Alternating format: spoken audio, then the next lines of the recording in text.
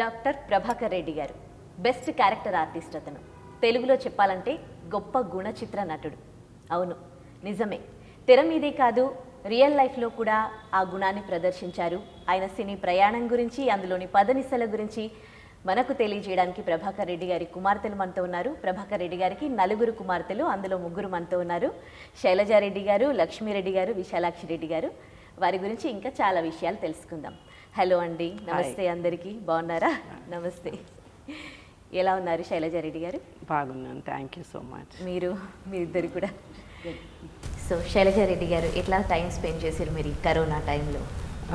Home bound, ఫ్యామిలీతో ఎక్కువ time spend చేసాము. అంటే ఇన్ని సంవత్సరాలుగా ఇంత టైం ఎప్పుడు దొరకలేదనే చెప్పాలి. More with family. ఓకే, మీరు కూడా మోస్ట్లీ అది చేశారు. సో ఎంజాయ్ చేశారా మరి ఇంట్లో? It's nice to bond with family actually. Everyone was so busy, కానీ ఇప్పుడు అంటే చాలా తెలుసుకున్నాం అన్నట్టు ఒకరి గురించి ఒకరు, how much they can actually give it to the family అని. కుకింగ్ కానీ, my daughters learned a lot of things and husbands helping, actually that's very rare nowadays. All those things happened in this 1 year, I can say. Family values తెలిసొచ్చాయి కదా finally. Okay, so ఇక father గురించి మాట్లాడుకుంటే, ఆయన నటన గురించి ఇంకా చెప్పాలంటే, ఆయన ఒక ప్యూర్ వాటర్ లాగా. ఏదైనా పాత్రలో మనం నీళ్లు పోసినప్పుడు ఆ షేప్ వస్తుంది. సో ఆయన హీరోగా ఆయన పాత్ర గురించి తర్వాత మాట్లాడుకుంటే, ఒక ఫాదర్గా ఆయన తండ్రి పాత్ర ఏ విధంగా ఉండేది ఇంట్లో? ఇంట్లో డెఫినెట్లీ చాలా ఎఫెక్షనేట్, ఫ్యామిలీ అంటే చాలా టైం ఇవ్వడం. He was a mixture of everything, but more of concern. ఎక్కువ మేము ఎలా ఉన్నాము, ఏం అవసరాలు మాకు, ఏమి మా స్కూల్ ఎలా, మా అకాడమిక్గా మేము ఎలా పర్ఫామ్ చేస్తున్నాము అని నలుగురు గురించే ఈక్వల్ కన్సర్న్ ఉండేది ఎప్పుడు. ఓకే, జనరల్గా ఈ ఆర్టిస్ట్ కిడ్స్తో ఉన్న కంప్లైంట్ ఏంటంటే, వాళ్ళ ఫాదర్స్ ఇంకా ఆర్టిస్టులు కాబట్టి ఎక్కువ టైము యాక్టింగ్లో, ఇండస్ట్రీలో తిరుగుతూ ఉంటారు. సో పిల్లలకి అంత టైం ఇవ్వలేరు. సో బర్డెన్ అంతా కూడా ఇంట్లో ఉన్న మదర్ పైన పడుతుంది. కానీ ఇక్కడికి వచ్చేసరికి ఎట్లా ఉండేది మీ స్కూలింగ్లో కానీ, మీ ఎడ్యుకేషన్కి సంబంధించి కానీ, మీ ఫాదర్ అంటే చూసుకోవడాలు అవన్నీ ఎంతవరకు ఉండేవి? It was quite different, and I don't know about the other fathers, but he used to give us quality time. చాలా మంచిగా మాకు బయటికి పోవాలంటే, we used to go to a lot of outings like beaches, walks and hotels, dinners. He was a good foodie. The dinners were his very అంటే family oriented ఉండేది. Her birthdays were celebrated in grand ఇదన్నట్టు. As మాకు summer హాలిడేస్లో birthdays కాబట్టి we never had, but her birthday was celebrated in very good right. చాలా మంచిగా అంటే family. We didn't miss him much when we were growing up, ఎందుకంటే we were busy with our school, but he was there. మా excursions కానీ, మా teachers, parents teachers meeting కానీ he would attend. He would know what we are up to. అకాడమిక్గా కాకుండా కూడా recreational places కానీ, travel గురించి, ప్రతి ఎక్స్కర్షన్ పంపిస్తారు అన్నట్టు. So you have to visit the place and know about it. ఇప్పుడు స్కూల్లో ఉన్నంత వరకు wheel only visit Delhi monuments కానీ, టెంపుల్స్ కానీ, హిస్టారికల్ ప్లేసెస్ విజిట్ చేస్తాం కదా, దాని ఇంపార్టెన్స్, దాని గురించి అంతా చాలా డిస్క్రైబ్ చేస్తాం. తను ఒక ఆర్టిస్టే కాదు, రచయిత అండ్ నిర్మాత. సో ఇన్ని కూడా ఎలా బ్యాలెన్స్ చేసుకునేవాళ్ళు? ఇంకా మీరు చెప్తున్నారు ఇంట్లో కూడా మిమ్మల్ని, సో ఒక ఫాదర్గా కూడా ఆయన బాధ్యతలు కంప్లీట్గా నెరవేర్చారు అన్ని విషయాల్లో కూడా మిమ్మల్ని, మీ ఎడ్యుకేషన్ దగ్గర నుంచి. సో ఎలా బ్యాలెన్స్ చేసుకునేవాళ్ళు, దాని గురించి చెప్తారు? అంటే ప్రయారిటీస్ ఉండేవి నాన్నకి. First was definitely family. ఫ్యామిలీలో ఉన్న యూనో ఆ నీడ్స్, ఆ ఇన్వాల్వ్మెంట్తో, అందులోంచి I think creativity was born. Because ఆ నెసెసిటీ ఒకటి, ఇలాంటి ఇమోషన్స్, ఇలాంటి ఎఫెక్షన్, ఇలాంటి యూనో ఇంత ప్రేమ, ఆప్యాయతలు ఇవన్నీ స్క్రీన్ మీద చూపించాలని maybe it was an inspiration. So ఎక్కువ ఫ్యామిలీతో ఆ అనుబంధం ఇవి ఉంటేనే కదా ఎక్స్ప్రెస్ చేయగలుగుతారు. సో యాక్టింగ్ తర్వాత మళ్ళీ next stage was you know producing movies. కథలు రాయడం, యాక్చువల్లీ ప్రొడ్యూస్ చేయకముందే కథలు రాశారు. కథలు రాసిన తర్వాత ప్రొడ్యూస్ చేయడం మొదలుపెట్టారు.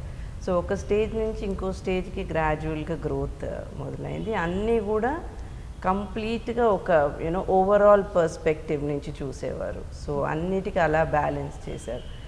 అంటే కథ మాత్రమే కాన్సన్ట్రేట్ చేయకుండా దాన్ని స్క్రీన్ మీదకి తీసుకెళ్తే ఎలాంటి వాల్యూస్ ఉండాలి, ఎలాంటి ప్రొడక్షన్ వాల్యూస్ కానీ యూనో ఆడియన్స్కి ఎలా రీచ్ అవుతుందని అన్నీ ఆలోచించి ఓవరాల్ పర్స్పెక్టివ్తో ప్రజెంట్ చేసేవారు. So that's how he could balance అనుకుంటా. అంటే ఒక సాటి మనిషి అవతలి మనిషి ఎలా చూస్తారు అని ఒక అవగాహనతో సినిమాలు చేసేవారు.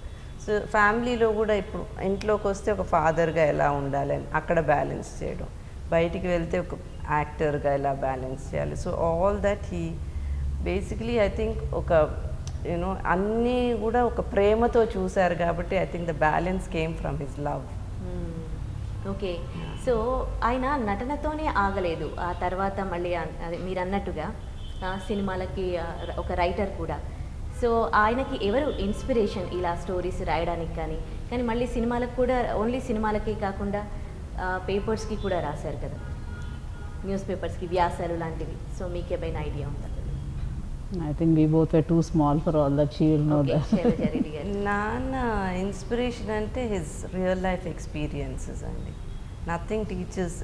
తన జీవితంలో జరిగిన యూనో ఇన్సిడెంట్స్ కానీ తన చుట్టూ ఉన్న మనుషులు వాళ్ళ ద్వారా వచ్చిన యూనో ఇన్స్పిరేషన్స్, అది ఆ ఇన్సిడెంట్సే ఆయనకి ఇన్స్పిరేషన్. అంటే ఒక జరుగుతున్న సంఘటన తనకి ఒక ఆలోచనని పెంచేదన్నమాట. ఒక రిలేషన్షిప్ ఆయన బ్రదర్స్తో, ఆయన సిస్టర్స్తో, వాళ్ళ ఫాదర్తో, మదర్తో ఎలా ఉంటున్నారని అవన్నీ చూసి అవి కథ రూపంలో చేశారు. సో ఏది చూసినా కూడా అందుకే రియల్ క్లోజ్ టు లైఫ్ ఉంటాయి అన్నమాట. రియల్ లైఫ్లో ఆ మనిషి అలా ఉన్నారు, ఏది ఒక ఆర్టిఫిషియల్ క్యారెక్టర్ కాకుండా నిజంగా జీవితంలో ఇలాంటి మనుషులు ఉన్నారు అని కథలో చూపించారు. So he was I think his experiences and ఆ సిచ్యువేషన్లో ఆయన కంప్లీట్గా ఇన్వాల్వ్ అవ్వడం, అదే ఆయనకి ఇన్స్పిరేషన్. ఆయనకి యవ్వనంలో కమ్యూనిస్ట్ భావజాలాలు ఉండేవి అని అంటూ ఉంటారు.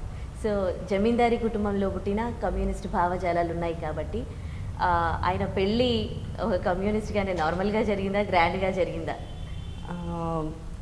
కమ్యూనిస్ట్ అనే టర్మ్ ఇవ్వడం కన్నా జనరలైజ్ చేయలేను. బట్ నాన్న అమ్మ ఇద్దరు వెల్తీ ఫ్యామిలీస్ నుంచే బ్యాక్గ్రౌండ్. సో పెళ్ళిళ్ళు అవన్నీ గ్రాండ్గా చేశారు, మా పెళ్ళిళ్ళు కూడా అలాగే గ్రాండ్గా చేశారు. సో ఈ ఎక్స్పెండిచర్ అనేది ఏ ఇన్సిడెంట్ కావాల్సినంత చేశారు, కానీ కమ్యూనిస్ట్ భావాలు అని అంటే ఒకరి హెల్ప్ చేయడంలో, ఒకరికి సోషల్గా అంటే తన చుట్టూ ఉన్న వాళ్ళకి ఎలా హెల్ప్ చేయాలన్న ఆ ఆలోచనలో అప్పుడు ఈ యూనో దీస్ ఐడియాస్ స్ట్రాంగ్గా ఉండేవి అనమాట. ఫస్ట్ నుంచి అయినా అందరికి హెల్ప్ చేసే గుణం నాన్నకు ఉండేది. ఓకే, సో ఎన్టీఆర్తో అనుబంధం గురించి మాట్లాడుకుంటే ఇద్దరూ కలిసి చాలా సినిమాలు చేశారు. ఎన్టీఆర్ చేసిన చాలా సినిమాల్లో ప్రభాకర్ గారు కూడా మంచి రోల్స్ ప్లే చేశారు. సో చారిత్రక పౌరాణిక చిత్రాలు కూడా చేశారు. వాళ్ళిద్దరు అనుబంధం ఎట్లా ఉండేది మీకు తెలియదు? నేను అసలు మూవీస్ చూడకపోయేదండి, ఎందుకంటే ఎప్పుడు నాకు క్లాస్మేట్ సత్యనారాయణ గారి డాటర్ ఉంటే ఆయన విలను, లేకుంటే మా నాన్నగారు విలను. ఏ సినిమాకి పోయినా వాళ్ళు తన్నులు తింటారని తెలుసు. సో నో మూవీస్, వీళ్ళిద్దరు వెళ్ళేది. I never use to watch movies at all. So వాళ్ళ ఎన్టీఆర్తో రిలేషన్షిప్ ఎట్లా ఉండేది? చాలా క్లోజ్గా ఉండేవారు నాన్నగారు, ఎన్టీ రామారావు గారు. యాక్చువల్లీ చాలా సంవత్సరాలు అందరూ బ్రదర్స్ అనే అనేవాళ్ళు, ఆయన కూడా నాన్నని బ్రదర్ అనే పిలిచేవారు. ఆయన ఉన్న ఆల్మోస్ట్ ఆల్ మూవీస్ అంటే అప్పట్లో సూపర్ హిట్ అయిన హిందీ మూవీస్ అన్నీ తెలుగులో రీమేక్ చేశారు. ప్రతి మూవీలో కూడా నాన్న villain. So it was a very strong hero and villain dominated movies చేశారు. సో అట్లా వాళ్ళ జర్నీ చాలా సంవత్సరాలు యూనో వర్కింగ్ ప్లాట్ఫామ్లో చాలా బాగుండింది వాళ్ళ జర్నీ. సో నెక్స్ట్ ఆయన మూవీస్ తీసినా కూడా అన్ని మూవీస్లో నాన్న డెఫినెట్గా అందులో క్యారెక్టర్ ఉండేది నాన్నగారికి. చిన్నప్పుడు ఫాదర్ని విలన్ క్యారెక్టర్లో చూసి, అంటే విలన్ అంటే వేరే వాళ్ళు హీరో కొట్టడం అలాంటివి చేస్తూ ఉంటే చూసినప్పుడు మీ ఫీలింగ్ ఏంటి? నాన్నగారు హీరో రోల్ కూడా చేయొచ్చు కదా అని మీకు కూడా ఉండొచ్చు కదా, మీకు ఎప్పుడు అట్లా అనిపించిందా? ఎప్పుడైనా అట్లా అనిపించిందా? ఏమనిపించలేదు, బికాజ్ నాన్న చేసినవన్నీ మేము ఒక యాక్టర్ని చూసి ఎలా అప్రిషియేట్ చేస్తామని ఇట్ వాజ్ ప్రొఫెషన్ కాబట్టి నాన్న ఇది చేయొద్దు అది చేయొద్దు అని ఏమి లేకుండా ఏది చేసినా ఒక ఒక యూనో అడ్మిరేషన్తో చూసేవాళ్ళం. అమ్మగారు కూడా నాన్నగారికి చేదోడు వాదోడుగా ఉండేవారు అని విన్నాం. కొన్ని సినిమాల్లో కాస్ట్యూమ్ డిజైనింగ్ కూడా చేశారు. అంటే అది ప్రొఫెషనల్గా చేశారా లేకపోతే 2-3 సినిమాలకే చేశారా? ఎలా జరిగింది అదంతా? అది ఒక అంటే ఫ్యామిలీ మెంబర్గా నాన్నగారు ప్రొడ్యూస్ చేసిన సినిమాలకే చేశారు. క్రియేటివిటీ కోసం చేశారు అనమాట. ఆ తర్వాత అంటే మోర్ ఎట్లా అంటే అమ్మ నాన్న ఎక్కువ మూవీస్ డిస్కస్ చేసేవారు. నేను actually I would like to quote this. అమ్మ నాన్న ఏదన్నా రొమాన్స్ పాయింట్ అంటే సినిమా డిస్కషనే వాళ్ళ రొమాన్స్. సో వాళ్ళ కాన్వర్సేషన్ సినిమా, వాళ్ళ ఎవ్రీ బయటికి వెళ్తే ఫోన్ చేస్తుంటే కూడా వాళ్ళు సినిమా డిస్కషన్ చేసేవారు.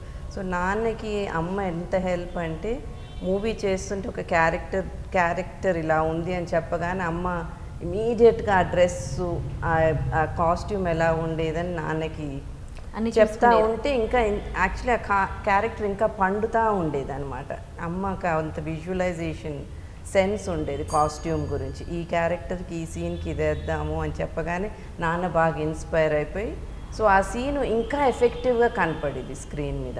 ఇప్పుడు 12 కాపురంలో నా అమ్మ చేసిన కాస్ట్యూమ్స్ చూసుకుంటే అప్పట్లో రాణిని ఎవరు డైరెక్ట్గా చూడలేదు. సో ఆ సినిమాలో రాణి మాలిని దేవిని చూస్తే ఓ రాణి అంటే ఇలా ఉంటుందా అని, అంటే అది నాన్న క్యారెక్టర్ రాశాక అమ్మతో డిస్కషన్ చేస్తే అమ్మ ఆ క్యారెక్టర్కి ఇలా డ్రెస్సింగ్ చేస్తే ఇది రాణిలా కనపడుతుంది అని. So it was like throwing ideas and throwing back ideas. ఇద్దరు కూడా అలా ఐడియాస్ ఎక్స్చేంజ్ చేస్తూ వెళ్ళారు. సో అలా ప్రతి మూవీకి క్యారెక్టర్ని బట్టి కాస్ట్యూమ్స్ అమ్మ డిజైన్ చేసేవారు. కార్తీక దీపంలో శ్రీదేవికి శారద కానీ, లేకపోతే గృహప్రవేశంలో ఒక అప్పర్ మిడిల్ క్లాస్ ట్రెండ్ అయ్యాయి కదండి, ట్రెండ్ డాకా సారీస్ అప్పట్లో ఎవరికి తెలీదు. సో అమ్మ అవి ఇంట్రడ్యూస్ చేశారు. So every time they novelty అనేది క్రియేట్ చేసింది అమ్మ. సో కథలు రాస్తుంటే కూడా అమ్మ ఎక్కువ బుక్స్ చదివేవారు, బాగా నావెల్స్ చదివి తర్వాత మిగతా లాంగ్వేజెస్ మలయాళం మూవీస్, బెంగాలీ మూవీస్లో క్యారెక్టర్స్ని చూసి ఉమెన్ సెంట్రిక్ క్యారెక్టర్స్ అన్నీ అవన్నీ ఒక లైబ్రరీ లాగా అమ్మ మైండ్లో ఉంటే నాన్నకి అందిస్తూ ఉంటే నాన్న అలా హీ హ్యాడ్ ఎ విజువల్ ఒక ప్రెజెంటేషన్, అమ్మ దానికి కొంచెం మెరుగులు దిద్దేది.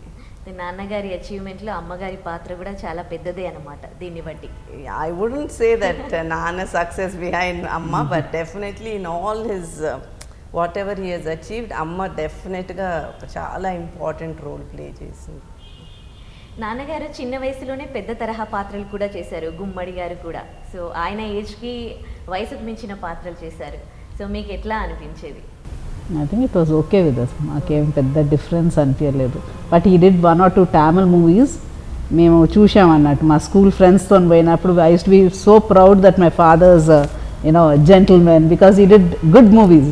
జానీ అని, ఇరు నిలవగలని మంచి సినిమాలు చేశారన్నట్టు. దాంట్లో he was a very loving doting father for Rajinikanth and Kamal Haasan. So Rajinikanth, Kamal Haasan were famous in Chennai. So for us it was like, oh, my father is acting as his father. So it was like really cool. Telugu సినిమాలు నేను I never watch.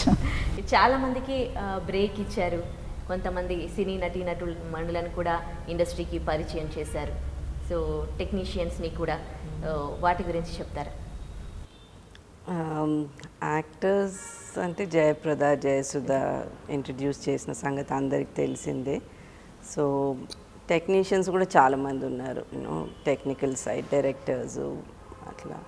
So you want know about how Jayasudha and Jayaprada came in to lime light. So 12 కాపురం చేస్తుంటే ఆ particular సీన్కి artist లేరు, జయసుధ గారు చేసిన role. అప్పుడు జయసుధ చిన్నదే. సో అప్పుడు విజయ నిర్మల గారి నీస్ జయసుధ గారు. సో ఆ అమ్మాయి ఉంటే ఆ అమ్మాయిని చేయమని చెప్పి ఇమీడియట్గా ఆన్ ద స్పాట్ డిసైడ్ చేశారు. చేయగలుగుతుందో లేదో అంటే చేస్తుందిలేండి, చేయించేసేయండి అని. అప్పుడు జయసుధని, తన పేరు సుజాత, అక్కడ లాంచ్ చేయడం జరిగింది. So that's when Jayasudha began her career. And జయప్రదనేమో నాన్న రాజమండ్రిలో షూటింగ్ చేస్తుంటే అక్కడ రైల్వే స్టేషన్ దగ్గర జయప్రద గారి ఫాదర్ వచ్చి ఇట్లా రోల్ కావాలని చెప్తే మెడ్రాస్ వచ్చేసేయండి అని తనతో పాటు వాళ్ళిద్దరిని తీసుకొచ్చారు. సో అప్పుడు లలిత అన్న జయప్రదకి మా పెద్దమ్మ పేరు జయప్రద, తన పేరు పెట్టి నాకు స్వతంత్రం వచ్చిన మూవీలో లాంచ్ చేశారు జయప్రదని. ఓకే, యాక్చువల్గా నాన్నగారు డాక్టర్ అండ్ ఫస్ట్ చేసిన సినిమాలో కూడా ఆయన డాక్టర్ రోలే ప్లే చేశారు. ఇదంతా కాకతాళీయంగా జరిగిందా లేకపోతే ఎలా, మీకు గుర్తుకు లేదా? అంటే సినిమాలో ఇంట్రడక్షనే రామనీడు గారు అని డైరెక్టర్ గారు, పురుషోత్తం రెడ్డి గారు అని ప్రొడ్యూసరు ఫస్ట్ సినిమాకి. వాళ్ళు ఈ ఉస్మానియా కాలేజ్లో ఇంటర్న్షిప్ నాన్నగారు హౌస్ సర్జన్ చేసేటప్పుడు డ్రామాలో చేస్తే అది తన యాక్టింగ్ చూసి డ్రామాలో అది ఒకసారి హైదరాబాద్కి వచ్చి కలవండి అని చెప్పారు. ఒక సినిమా తీస్తున్నాము, అవకాశం హైదరాబాద్కి వచ్చి కలవండి అంటే అలా పరిచయం అయిందన్నమాట. అలా హైదరాబాద్కి వస్తే రామనీడు గారిని కలిస్తే అప్పుడు సినిమాలో.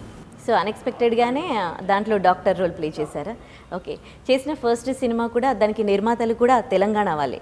ఫస్ట్ హీరోయిన్ కూడా పెద్ద హీరోయిన్ సావిత్రి అప్పట్లో. సో తెలంగాణ వాళ్ళు ఉండడం వల్లనే తెలంగాణ నుండి ప్రభాకర్ గారు ఫస్ట్ సినిమాలో చేయగలిగారా అక్కడ? ఐ డోంట్ థింక్ ఆ రోజులో ఇవన్నీ లేవు అనుకుంటానండి. It was pure talent, definitely pure talent. Push and pull, I don't think it was existed those days and they were very very hard working, unlike nowadays. You are forced to see generations and generations. appudu ala gaadu, you have the talent, you are there. Like మనం చూస్తాం అసలు అంతంత పెద్ద డైలాగులు మాట్లాడాలంటే మనకు one sentence is difficult. వాళ్ళు ఎంత బాగా చేస్తారో అని ఇప్పుడు తెలుస్తుంది మనకి. బట్ ఇప్పుడు కూడా ఉన్నారనుకోండి కొంతమంది really, but most of them are like they have some kind of a family or someone attached and they come into the industry. It's an easy thing. Newcomers difficult to come in.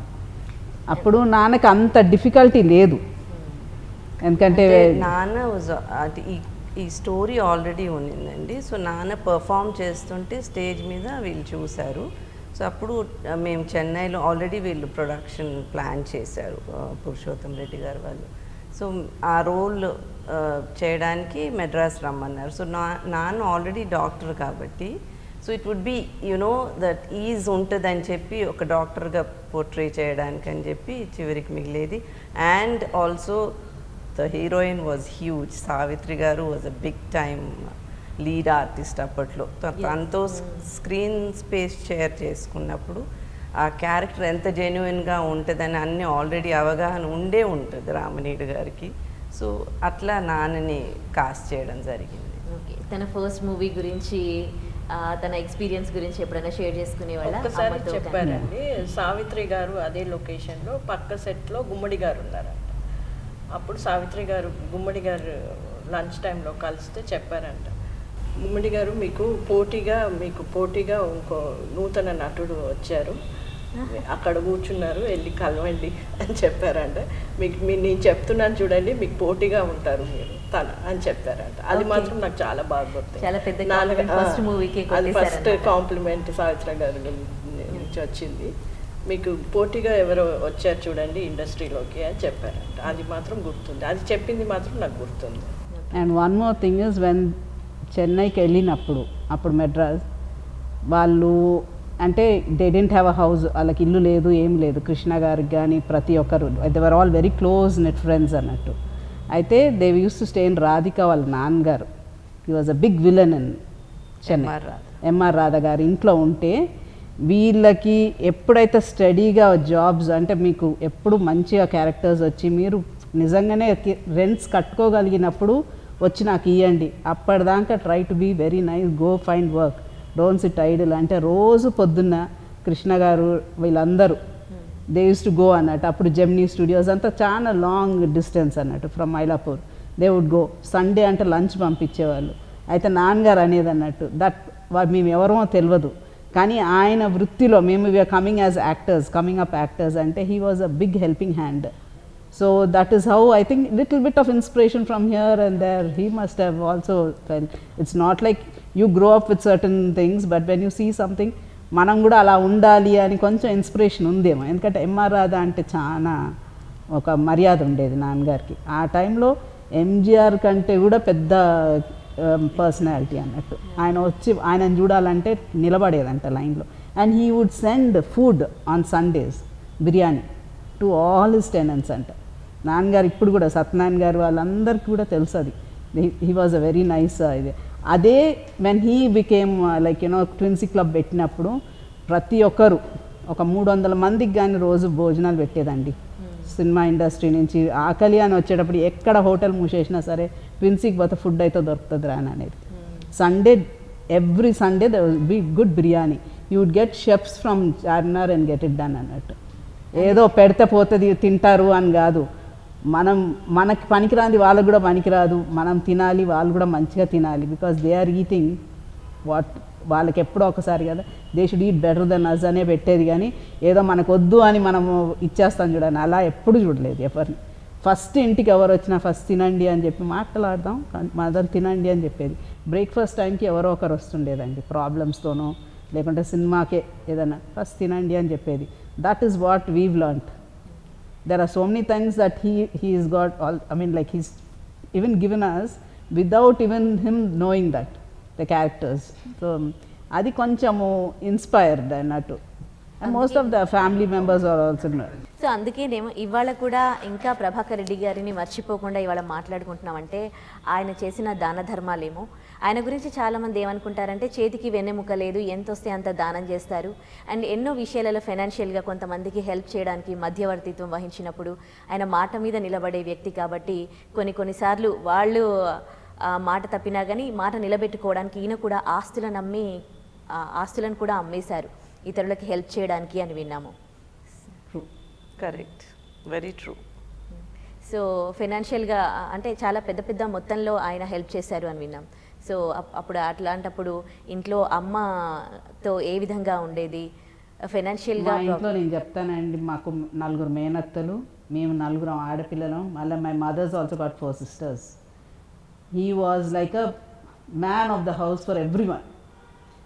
పిల్లల పెళ్ళిళ్ళు అని అంటే నాని అని, మన పిల్లల పెళ్ళిళ్ళు అని చేశారు అన్నట్టు అందరిది. అదే ఇప్పుడు బయటికి వచ్చినప్పుడు అందరు మనోళ్ళు అని అనుకున్నారు, కానీ నేను అని అనుకుంటే నాది నా ఇల్లు అని అనుకుంటే he would have been somewhere must be. ఒకరు అడిగారు కూడా మొన్న నన్ను, అప్పుడు యాక్టర్స్కి అన్ని పైసలు రాలేదు కదా, ఎలా కొన్నారు అసలు, ఎలా ఉన్నది, how did he provide, how did he get this money and all that. I said లేదండి, ఊర్లో అమ్ముకొని వచ్చి ఇచ్చారు, మా నాన్నగున్న మాకు తెలుసు. It is not like something he didn't have and he made, and he was a producer also. He produced so many movies. It was not just for money. అంటే చాలా వాటికి ఫ్రీగా కూడా చేసేదండి సినిమాలు. కొత్త వాళ్ళు సినిమాలు తీస్తున్నారంటే లెట్ us help అని చేసే ఇది కూడా ఉన్నది అన్నట్టు. As a friend he did so many helps for so many people. అది వాళ్ళు అడుగుతుంటే నాకు ఎలా ఉందంటే, I mean why are they questioning this అనిపిస్తుంది, మాకు కొంచెం బాధ అనిపిస్తుంది. But then they are ignorant అని వదిలేస్తాను అన్నట్టు. అంతే కదా. సో ఆయన నిజంగానే మీరు అన్నట్టు ఆయన జమీందార్ కుటుంబంలో పుట్టారు. ఆయన ఆల్రెడీ డబ్బులోనే పుట్టారు. సో ఆయనకి అదేమి ఇదేం కాదు, డబ్బు అంటే అందరూ తెలియదు కదండి. సో ఆయన సినిమాలకి రైటర్ కూడా. అండ్ అవే సినిమాలు లక్ష్మీ దీపక్ గారితో ఎక్కువగా ఆయనే డైరెక్ట్ చేశారు. సో వాళ్ళిద్దరి ప్రస్థానం ఎట్లా జరిగింది, వాళ్ళిద్దరు లాస్ట్ వరకు కూడా ఎట్లా ఉన్నారు?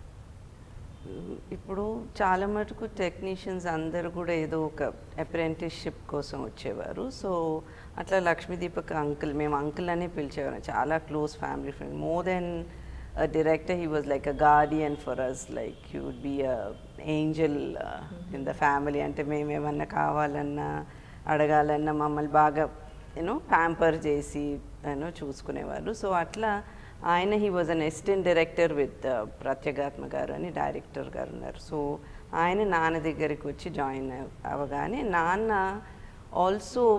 నాన్న కథలు రాస్తుంటే నాన్నకు ఓవరాల్ పిక్చర్ ఉండేది ఆల్రెడీ ఎలా ప్రజెంట్ చేయాలని. సో ఆ వర్కింగ్ కండిషన్ లక్ష్మీదీపక్ అంకుల్తో చాలా ఫ్లెక్సిబుల్గా ఉండేది. సో ఆల్మోస్ట్ లిటరలీ కొన్ని మూవీస్ అయితే గోస్ట్ డైరెక్ట్ చేశారు నాన్న. So Lakshmideepak uncle would carry నాన్నాస్ ఐడియాస్ ఎగ్జాక్ట్లీ నాన్న కావాల్సినట్టు ప్రజెంట్ చేసేవారు. So the journey was very smooth. And ఇద్దరు కలిసి చాలా సక్సెస్ మూవీస్ కూడా ఇచ్చారు కదా. తను చాలా సినిమాలు ప్రొడ్యూస్ చేశారు కదా, కొన్ని అంటే చాలా సినిమాలు విజయవంతమయ్యాయి. సో కొన్ని సినిమాలు ఫ్లాప్స్ అయినప్పుడు ఆయన ఏ విధంగా ఉండేవారు, సినిమాలు హిట్ అయినప్పుడు ఏ విధంగా ఉండేవారు, మిమ్మల్ని ట్రిప్లకి ఎలాంటి వాటికి ఏమైనా తీసుకెళ్ళేవాళ్ళ? మాకేం పెద్ద డిఫరెన్స్ అనిపించదండి. ఒక్కసారి నాకు స్వతంత్రం వచ్చింది సినిమా అప్పుడు. ఆల్మోస్ట్ టెక్నీషియన్స్ ఎవరో బాయ్స్ వాళ్ళందరూ సినిమా మంచిగా అవ్వలేదమ్మా, చాలా కష్టం అంటే. కష్టం అంటే మాకు అప్పుడు తెలియదు వాట్ ఇస్ కష్టం, because we didn't know what money was. ఎందుకంటే అడిగింది ఇచ్చారు, మాకే అడగకముందే అన్నీ వచ్చేసేది ఇంటికి. సో వాట్ ఇస్ కష్టం అని తెలియక నాన్న అంతా పోయిందంట కదా నాన్న అని అంటే, ఎవరు చెప్పారు first thing was who was talking that to kids అని. నేను అయితే లేదు నాన్న, డ్రైవర్ వాళ్ళందరూ మాట్లాడుతున్నారు, నువ్వు వచ్చి అన్నీ పోయినాయా మనకి. ద థింగ్ వాజ్ మా బొమ్మలు అన్నీ కూడా పోతాయి, దట్ చైల్డ్ మెంటాలిటీ. సో అన్నీ పోయిందంట కదా అని అంటే, ఏం అవ్వదు, don't worry, there is another day, will work for it, there is nothing that is going to go from here, we will work. That is what was every day will give you opportunities. How much of it can you use it? అది మనం చూసుకోవాలి అనేది. కానీ ఈ never said ఈరోజు అయిపోయింది అమ్మో మనం ఇంకా దాన్ని ట్రై చేయొద్దని కాదు, ఎందుకు ఫెయిల్ అయ్యామని దాని మీద ఆలోచించితే he used to improvise on it అన్నట్టు. That is what kept him going, and that is what I think we learn from him too. అంటే ఒక ఓటమి నుంచి గెలుపుకి, ఇంకా గెలుపు దారి బాగా కనపడేది నాన్నకి. ఇంకా ఎలా ఇంప్రూవ్ అవుతాము, ఇంకా ఏది మనం చెయ్యంది, ఏదో మనలోనే ఏదో లోపం ఉంది, ఇంకా ఇంప్రూవ్ అయ్యే ఛాన్స్ దట్ ఆ ఓటమి అనేది అది మనకు నేర్పించింది అని. సో ఇంకా కాన్స్టెంట్లీ ఇంప్రూవింగ్ హిమ్సెల్ఫ్, కథల్లో కానీ ప్రొడక్షన్ వాల్యూస్లో కానీ ఆర్టిస్ట్ని పిక్ చేసే చాయిసెస్లో కానీ అన్నీ కూడా ఇంప్రూవ్ చేస్తూ వెళ్ళారు. అందుకే ఆయన 472 సినిమాలకు పైగా చేశారు, నటించారు, 27 సినిమాల వరకు కూడా తీశారు. సో అందుకే ఆయనని ఇవాళ మనం గుర్తు చేసుకుంటున్నాం. సో నాటక రంగంలో కూడా ఆయనకి పరిచయం ఉంది కదా, నాటక రంగం నుండే వచ్చారు కదా. సో ఆయన నాటకాల గురించి కానీ నాటక రంగం గురించి కానీ మీతో ఏమైనా మాట్లాడేవాళ్ళ? నాన్నకి stage is definitely is first love అండి. చాలా అసలు, ఎందుకంటే చాలా డాక్టర్స్ని కలుస్తుంటాం, they are all very popular doctors. ఇప్పుడు నాన్న క్లాస్మేట్స్ అంతా యుఎస్లో, తర్వాత ఇండియా హైదరాబాద్లో 2-3 ఉన్నారు, neuro surgeons, plastic surgeons, all of them have excelled in their fields. So అలా నాన్నగారు was more fond of stage. So అకాడమిక్గా బ్రిలియంట్గా ఉన్నా కూడా యాక్టింగ్లో అంతే ఇంట్రెస్ట్ ఉండేది. సో ఈ వాజ్ సినిమాలు చేయడం మొదలుపెట్టిన టైంలో కూడా మళ్ళీ he used to go back and watch stage shows చాలా చూసేవారు నాన్న. అంటే పర్టికులర్లీ డ్రామా, తెలుగు కానీ, తర్వాత బెంగాలీ, తర్వాత తమిళ్ డ్రామా, అన్నీ ఓవరాల్ ఒక ఎంటర్టైన్మెంట్ వాజ్ నాట్ తెలుగు మాత్రమే రిస్ట్రిక్ట్ కాకుండా అన్నీ డ్రామా ఎక్కడ జరుగుతుందో అవన్నీ నాలెడ్జ్ కాన్స్టెంట్లీ అది ఏం జరుగుతున్నాయని ఇన్ఫర్మేషన్ ఉండేది. నిత్య విద్యార్థి అనొచ్చు ఒక మాటలో చెప్పాలంటే. ఓకే, ఇప్పుడు ఒక సినిమా తీయాలంటే ఫస్ట్ హీరో కాల్ షీట్స్ తీసుకుంటారు, ఏంటి ఏ సినిమాలు చేస్తున్నారని. కానీ అప్పట్లో రావు గోపాలరావు గారు, అలాగే ప్రభాకర్ గారు, అల్లు రామలింగయ్య గారు, వీళ్ళ ముగ్గురు కాంబినేషన్లోనే వీళ్ళ కాల్ షీట్స్ చూసేవాళ్ళంట. సో వీళ్ళ ముగ్గురి రిలేషన్షిప్ అనేది ఎట్లా ఉండేది, అప్పట్లో ఎలా ఉండేది? అంటే అదేనండి, ఇప్పుడు సినిమాకి అప్పటి సినిమాకి అది డిఫరెన్స్. అంటే ఒక ఆర్టిస్ట్ వల్ల ఇంకో ఆర్టిస్ట్ హైలైట్ అవుతున్నారు అన్నది it use to B mutual అప్పట్లో. అంటే అల్లు రామలింగయ్య గారు ఒక కామెడీ ఎలిమెంటు, రావు గోపాలరావు అంటే విలనిజంలోనే కామెడీ ఎలిమెంటు, రావు గోపాలరావు గారు ఒక గంభీరంగా ఉండడం, తర్వాత సాఫ్ట్గా ఉండి హౌ టు షో విలనిజం అనేది it was a very healthy combination. So అది ఆడియన్స్ని థ్రిల్ చేయడం మొదలుపెట్టింది. అంటే విలనిజం ఇంత డిఫరెంట్గా ఉంటుందా అని ఆ నావెల్టీ వల్ల ఆ ముగ్గురు బాగా ద జర్నీ అని ఎన్ని సినిమాల్లో చూసినా కూడా వాళ్ళని మళ్ళీ మళ్ళీ చూడాలనిపించేది. So they got so busy. వీళ్ళు ముగ్గురు కాంబినేషను ఒక బిగ్ హెల్దీ కాంబినేషన్ అయిపోయింది, ప్రతి మూవీలో వాళ్ళు ఉండేవారు. సో ఇప్పుడు హీరోస్ కంటే ఒక మూవీయే చేస్తారు, అదే క్యారెక్టర్ ఆర్టిస్ట్కి చాలా మూవీస్ ఉంటాయి కాబట్టి వీళ్ళ కాల్ షీట్స్ కొంచెం ఇబ్బంది అయ్యేది. సో ఫస్ట్ వీళ్ళ డేట్స్ కుదిరాక ఆల్రెడీ హీరో బల్క్ డేట్స్ ఉంటాయి కాబట్టి దాంతో అడ్జస్ట్ చేసేవాళ్ళు. ఓకే, ఆయన రాజకీయాల్లోకి ప్రత్యక్షంగా రాకున్నా కానీ కాంగ్రెస్ పార్టీకి కానీ కమ్యూనిస్ట్ పార్టీకి కానీ చాలా దగ్గరగా ఉండేవాళ్ళు. అందుకే ఎన్టీఆర్ టీడీపీలోకి రమ్మన్నా రాలేదు, ఆయనతో విభేదించి 2 సినిమాలు కూడా చేశారు. దీని గురించి చెప్తారా? యా ఐడియా ఉందా? ఉంది. Yeah I think which my she should speak about politics because నాన్నగారికి ఎన్టీ రామారావు గారికి at a certain point the ideologies వేరీ ఉన్నాయి. అంటే వాళ్ళ ఆలోచనలు వాళ్ళకి ఇవి అనే ఒక బై దెన్ ఒక క్లారిటీ ఉంటుంది కదా లైఫ్లో, సిద్ధాంతాలు. సో ఎవరి సిద్ధాంతం ఇప్పుడు వీళ్ళై తప్పు వాళ్ళై తప్పు అని కాదు, పాలిటిక్స్లో ఎవరి సిద్ధాంతాలు వాళ్ళకి ఇంపార్టెంట్. సో ఆ టైంలో వీళ్ళిద్దరికీ ఆ ఐడియాలజీస్ డిఫరెంట్ అవ్వడం వల్ల డిఫరెంట్ జర్నీస్ తీసుకున్నారు. సో సినిమా మీడియం ఉంది కాబట్టి, ఒక ఆపర్చునిటీ ఉన్నింది కాబట్టి, అండ్ కృష్ణ గారు కూడా ఇది చేద్దామండి అని, వాళ్ళిద్దరు చాలా క్లోజ్ ఫ్రెండ్స్, లిటరలీ వాళ్ళిద్దరు సోల్మేట్స్ లాగా ఉండేవారు. ఎన్టీ రామారావు గారితో ఎంత క్లోజ్గా ఉండేవారు నాన్న, కృష్ణ గారు నాన్న ఇద్దరు at a time became soulmates. వాళ్ళిద్దరు ఐడియాలజీస్ కానీ ఫ్యామిలీ పరంగా ఇద్దరు ఫ్యామిలీస్ గురించి ఎక్కువ డిస్కస్ చేసేవారు. కృష్ణ గారు కాపాటికి హీ హ్యాడ్ అ బిగ్ పిల్లలు, అంత బిగ్ ఫ్యామిలీ ఉన్నింది. సో అట్లా డిస్కషన్స్తో వాళ్ళిద్దరు ఐడియాస్ మర్జ్ అవ్వడం వల్ల వాళ్ళిద్దరు క్లోజ్ అయ్యి అలాంటి సినిమాలు ప్రొడ్యూస్ చేయడం జరిగింది. I mean it could have been బాగలేదు, కానీ అది చేసే ధైర్యం ఆ టైంలో మాత్రం నాన్నగారికి డెఫినెట్గా ఉన్నింది. So to throw more light I think my sister should say. Principles and ideologies ఎదిరించారే కానీ వ్యక్తిగతంగా ఏమి. ఆ సినిమాలు తీసాక ఏంటి పరిస్థితి, వాళ్ళిద్దరి మధ్యలో ఎట్లాంటి? I don't know about whether it was a personal thing, కానీ we used to have security అండి స్కూల్కి వెళ్ళేటప్పుడు. ఓకే. ఎందుకంటే కొంచెం ఏదో విన్నాం, రైటర్ని కొట్టారని, యాక్టర్స్ని కొట్టారని. భానుమతి గారేమో ఏం అవ్వదు, మనని ఎవరు ఏమనరు అని అన్నారు, కానీ మాకు మటు security. There was lot of people who would come and say something. నాన్నగారిని ఏదో ఎక్కడో హోటల్లో బంధించారు అంటే అప్పుడు మాకు మా అమ్మనేమో చాలా మటుకు గుళ్ళు, ఈ మూగాంబిక అని గుళ్ళు తిరిగేది అన్నట్టు. At that particular point she was not there in the house. We had summon coming into the house and saying where is daddy అని. అంటే కొంచెం మాకు ఎప్పుడు అలవాటు లేదు ఇట్లా ఎవరన్నా నాన్నని అంత గట్టిగా అడగటం, కానీ ఎక్కడున్నాడో పిలువు అలా అంత వి నాట్ సీన్ దట్. ఆ భయంతో ఏం చేసామంటే మాకు ఇంటి ఎదురుగా మోహన్ బాబు గారు, ఈజ్ అ సేవియర్. సో అప్పటికే నాన్నగారు యాక్చువల్లీ హీ వాజ్ ఇన్ పాన్గ్రో ఏదో హోటల్ ఉన్నారు, స్టోరీ డిస్కషన్లో హీ ఆల్రెడీ కాల్డ్, అది స్టంట్ యూనియన్ వాళ్ళని పిలిచారు అన్నట్టు. ఆ స్టంట్ యూనియన్ వాళ్ళు ఎలా ఉంటారు, గూండాస్ లాగా ఉంటారు పాపం. But we know every one. కానీ ఆ భయంలో మేము ఏమనుకున్నాం, వాళ్ళే మా మీదకి వచ్చేసారు. వాళ్ళు మనకి 10 అంబాసిడర్ కార్లు వేసుకొని వచ్చేసే వరకు వీళ్ళే మమ్మల్ని అటాక్ చేస్తున్నారని మేము భయపడి ఆయనకు ఫోన్ చేస్తే he came in and he said లేదు మన మనుషులు రా, ఎవరు ఏం చేయరు అని. He took us to his house and made us sit. So it was something that it was an experience in it, a frightful experience for us. We both were there in the house with my grandmother. నేను homework చేస్తున్నాను, తను కూడా homework చేస్తుంది evening 6 to 7 మధ్యలో. అట్లా ఇద్దరు కార్లో వచ్చేసి ఇంట్లోకి వచ్చేసి బెదిరియటం స్టార్ట్ చేశారనమాట. మాకేం తెలుసు, we were more emotional than to react. We were not because they were saying something to us, but someone talking about my father.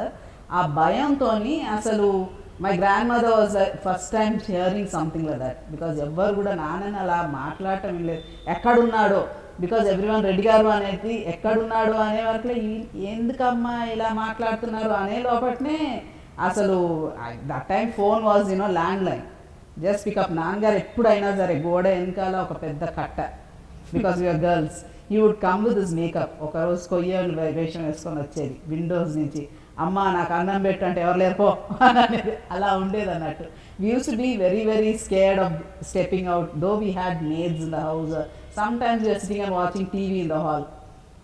ఆ కిటికీ దగ్గరికి వచ్చి ఎప్పుడు అనేది అన్నట్టు, ఎవరన్నా చాక్లెట్ లేదో, మేము 10th స్టాండర్డ్ ఉన్నప్పుడు కూడా అదే అనేది, చాక్లెట్లు ఇస్తే వాళ్ళతో వెళ్ళొద్దు, తీసుకోవద్దు, వాళ్ళు కార్లో డ్రాప్ చేస్తానంటే పోవద్దు అని చాలా మటుకు అనేది అన్నట్టు. సో హీ హ్యాడ్ దిస్, ఆ భయం పెట్టారు మాకు. కానీ this was a frightful experience for us. చాలా ఇబ్బంది పడ్డారు. ఇబ్బంది చాలా మంది అనేవారండి, అసలు మీ నాన్న ఆ సినిమా తీయకుండా ఉండాల్సింది, ఇంత అవసరం ఉండేది కాదు కదా, మీరంతా ఇది ఫేస్ చేయాల్సిన అవసరం లేదు, ఎందుకు భయపడాలండి. తన ఐడియాస్ బయటికి పెట్టే right, it's medium, it's an entertainment world. So మనకు ఆ ఫ్రీడమ్ ఉంది కాబట్టి, ఇండియాలో ఫ్రీడమ్ ఆఫ్ స్పీచ్ అంటారు, ఫ్రీడమ్ ఆఫ్ ఎక్స్ప్రెషన్ అంటారు.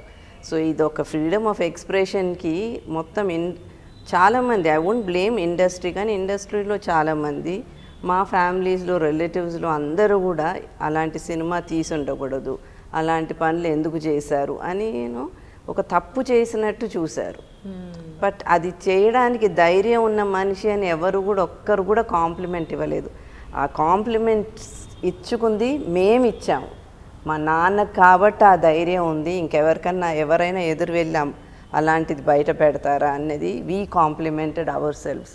అంటే అది మా స్ట్రెంగ్త్ అయింది ఆ టైంలో. అంటే ఇంతమంది మాటలు అంటున్నా కూడా మమ్మల్ని మేము ధైర్యపరచుకోవడానికి my father had the guts to do it అని సాటిస్ఫై చేసుకునేవాళ్ళు. మరి అప్పట్లో ఇండస్ట్రీ నుంచి కూడా ఇబ్బందులు ఎదుర్కొని ఉంటారు కదా. ఎన్టీఆర్ అంటే ఒక పెద్ద హీరో, ఆయనకే ఆ రోజుల్లో వ్యతిరేకంగా తీయడము అని అంటే ఎలాంటి ఇబ్బంది, ఇండస్ట్రీ నుంచి నాన్నగారు ఎట్లాంటి ఇబ్బందులు ఫేస్ చేశారండి. బట్ నాన్న చేసినందుకు ఫీల్ అవ్వలేదు, నాన్ని బ్యాన్ చేశారన్నది కూడా ఫీల్ అవ్వలేదు. సో మేము మా స్ట్రెంగ్త్ ఏంటంటే నాన్న చేసిన పనికి ఇదంతా చేశారే, ఎవరండి ధైర్యంగా ఉంటే ఫేస్ టు ఫేస్ చేయాలి. ఇట్లా బ్యాన్ చేయడం, లేకపోతే ఇండస్ట్రీలో ఎవరు మూవీస్కి సైన్ చేయొద్దు అని 2 years బ్యాన్ చేయడం, ఇవన్నీ ఈజ్ వెరీ పెటీ మైండెడ్నెస్. అప్పట్లో చేశారు, బట్ ఆ 2 years గడిచిపోయింది, మళ్ళీ నార్మల్ లైఫ్ మూవీస్ చేయడం మొదలుపెట్టారు. So during that time it was a difficult journey for us. అంటే నాన్న ఏం చేశారని ఫీల్ అవ్వడం కదా, అయ్యో నాన్నకి ఈ బాధ నాన్న బయటి వాళ్ళ గురించి ఆలోచిస్తే వీళ్ళు కూడా కొంచెమైనా ఆలోచించాలి, నాన్నను ఒక మాట అంటున్నారే అన్న బాధ ఎప్పుడు ఉండేది.